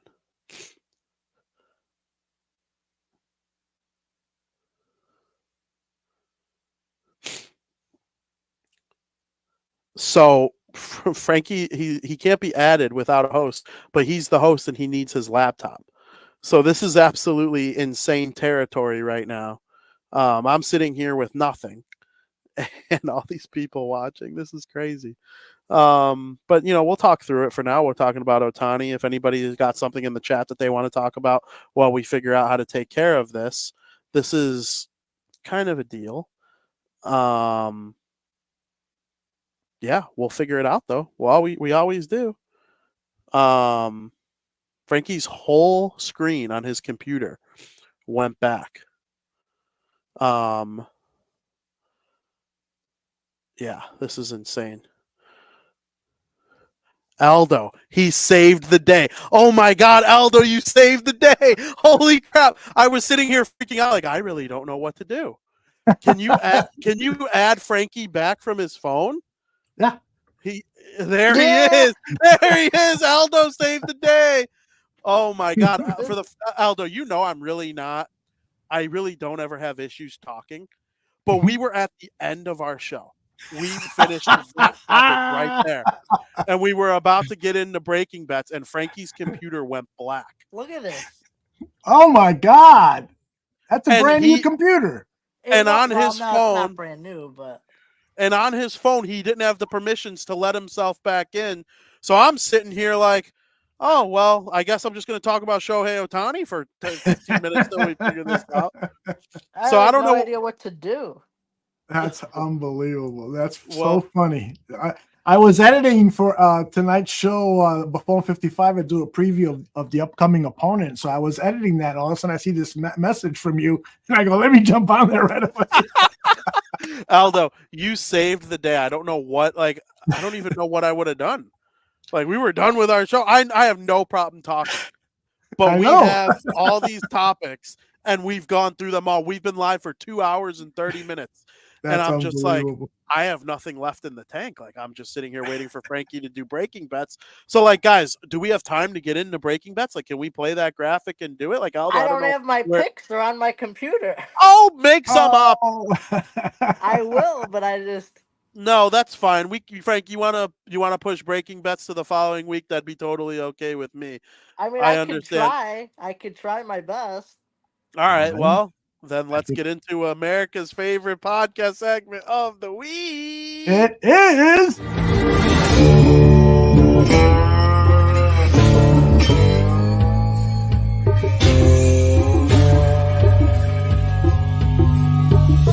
Where's my money, bitch? This show fucking stinks. This show absolutely stinks. We are bad at it. We are grateful for anybody that watches, but Frank, from your under chin, give us your This is Undertaker. so weird. Give us your Undertaker picks. I want to know what's going on with my computer. It just crapped out. That It's just like, shit's broken. I hope not. Next week's show's more in jeopardy than this week's show because you're- Aldo came to save the day. VP, you're telling me, and I'm like, I'm hoping it just comes back, but There's a don't know. chance it does. Did you plug it in? Is it plugged in? Yeah, it's plugged in. Should I unplug it? Did you try turning it off and back on again? It was a little hesitant to turn off, and I'm like scared to turn it off. Oh, well, turn it off. What's the worst that could happen? Because the last time something like this happened with my last laptop and I turned it off, it just never came back on. Uh-oh. But at this point, I see now, you're going to have to do that. You hit Control Alt Delete. I did, and it wouldn't. It was frozen. It wouldn't even let me do that. I think the Russians have invaded your computer. It's because I made the comment that technology, I was 1-0 against technology earlier in the show. Yeah, and Putin's pissed off that we haven't said anything nice about Evgeny Malkin or Alexander Ovechkin in a while. Exactly. Well, Frank, you're rattled. You don't have your bets available. Don't even lie. I don't have my bets available, but I will try my best to remember what they were. All right, lay it on us. My first pick, I like. Well, I got to dabble with football tomorrow, Thursday night football. I got it. Football. So, my first pick is between the Chargers and the Las Vegas Raiders. I like the Las Vegas Raiders in this case scenario money line. I believe it was like minus 155. See, I don't even have that because I had that written down, and I believe I'd like to bet to win 2 units on this because, first of all, the Los Angeles Chargers, they're running with Eric Stick. Justin Herbert's out for the season. Easton Stick. Easton Stick. Get it right. His name is. He's literally the name of a hockey stick. Easton Stick. Easton Stick. Something's going on with my computer. Sorry that I'm interrupting. This is the most messed up. We got to the Control-Alt-Delete stage of it finally after 10 minutes. But I'm just going to keep rolling because that's what we do on this show. We improvise. I like the Las Vegas Raiders to win this game. Easton Stick's quarterbacking, even with Justin Herbert quarterbacking, they have been able to do jack shit the past few weeks. They've looked terrible all season. So, I like the Las Vegas Raiders to win, money line, minus 155, bet to win 2 units on that one. My second pick, I got to dabble in the NHL, VP. You're not going to be too happy about this one. It has to do with the New Jersey Get out of here. I hope your computer dies. It has to do with the New Jersey Devils and the Boston Bruins. Hold on a second. We have life. The screen isn't black. So, right when you start talking about the Devils fucking losing. If that's okay to you, I might want to get back on my computer and do this the right way. If it works, give your you got to give your Devils Bruins thing while you're here though. I will because I could access. Can I access what my thing was? I don't know. My Devils Bruins pick it's very. I don't know what the line. I believe I had the Bruins minus 105 written down, and to get the Bruins at this price as having like the second most points in the NHL, it's very rare that ever happens. Now listen, hold on, VP. I really want to read what I had written down. I understand. So if you just give me a second, I'm hoping and praying this would be so much smoother. As long as I could get it. Okay, I have it up, so I don't care about. Come on, scroll down a little bit more. This is painful, VP. Uh-oh. I'm looking on DraftKings right now while you're waiting for that to load. The Bruins are underdogs now. Are they plus? They are plus 105 against the New Jersey Devils. Okay. We're back. Praise the Lord. Thank you.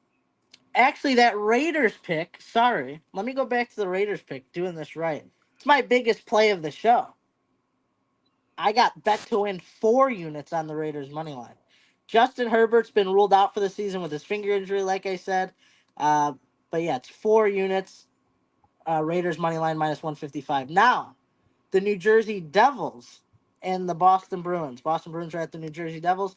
This is too good of a value to pass up on the Boston Bruins. Stinks. Listen, I know the Devils have looked better lately, but it's very rare that you get a team. Understatement. It's a very rare that you get a team that has the second most points in the NHL at this price. For good reason. It's nothing against the New Jersey Devils, but this is just a price you can't pass up on, GP. The Bruins have kind of owned the head-to-head lately, too. I hate to break it to you. I'm sure you're well aware of it. Winning their last 6 regular season meetings dating back to 2021. And I'm kind of expecting this trend to continue. So I like the Boston Bruins money line. Your pick stinks. And what did you say? I had it at -105, but they're even more of a dog now, so hop on it even more. Bet to win 2 units on that burger. Where were they? Do you have it up? Ready? It's +105 for the Bruins. The Devils are -125. Okay.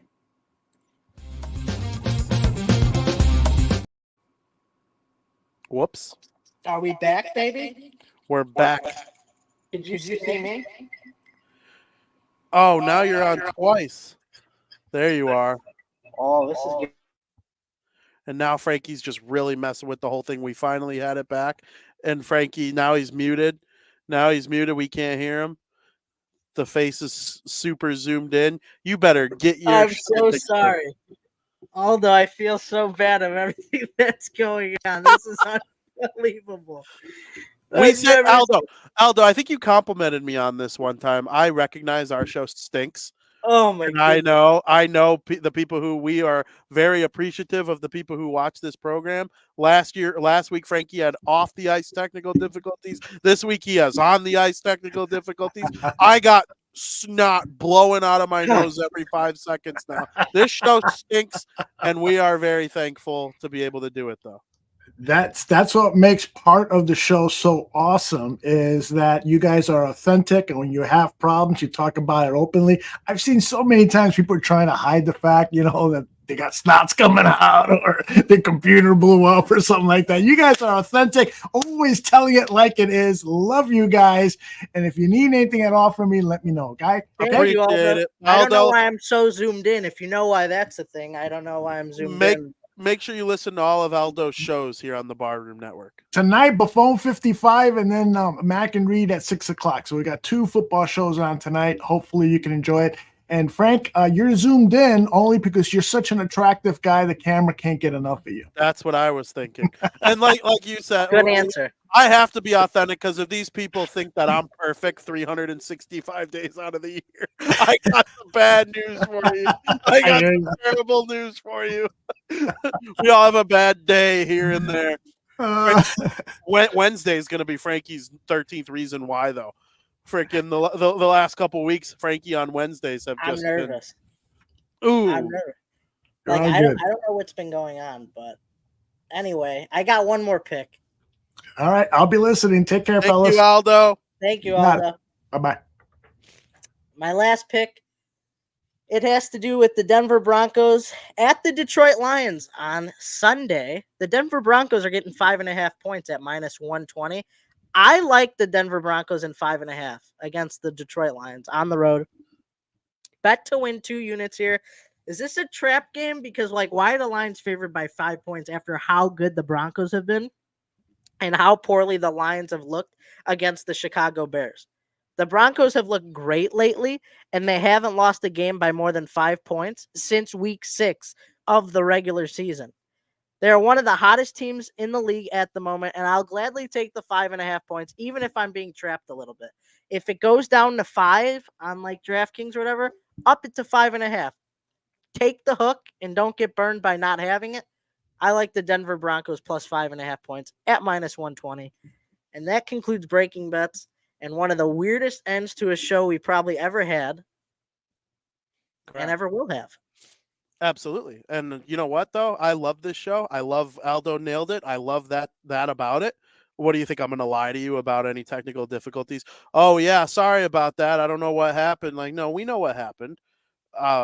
This was so weird. If we're under the weather or if our computers break, we tell it like it is. That happens to everybody, and if you act like it doesn't, shame on you. Frank, I hope all your picks do well except for the Devils one.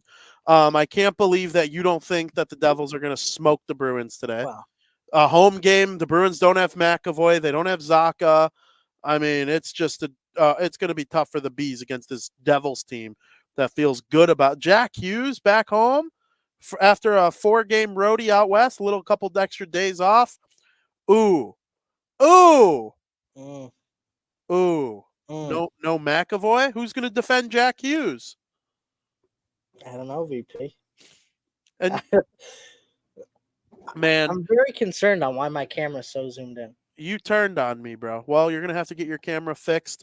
On that note, though, I can't thank everybody enough who stuck around with us during this monstrosity of an ending. But all the people that chimed in throughout the show, it has been an absolute treat. I love talking hockey and football and baseball with you each and every day. I went over Shohei Ohtani. Crosstown Crosstalk, probably not tomorrow.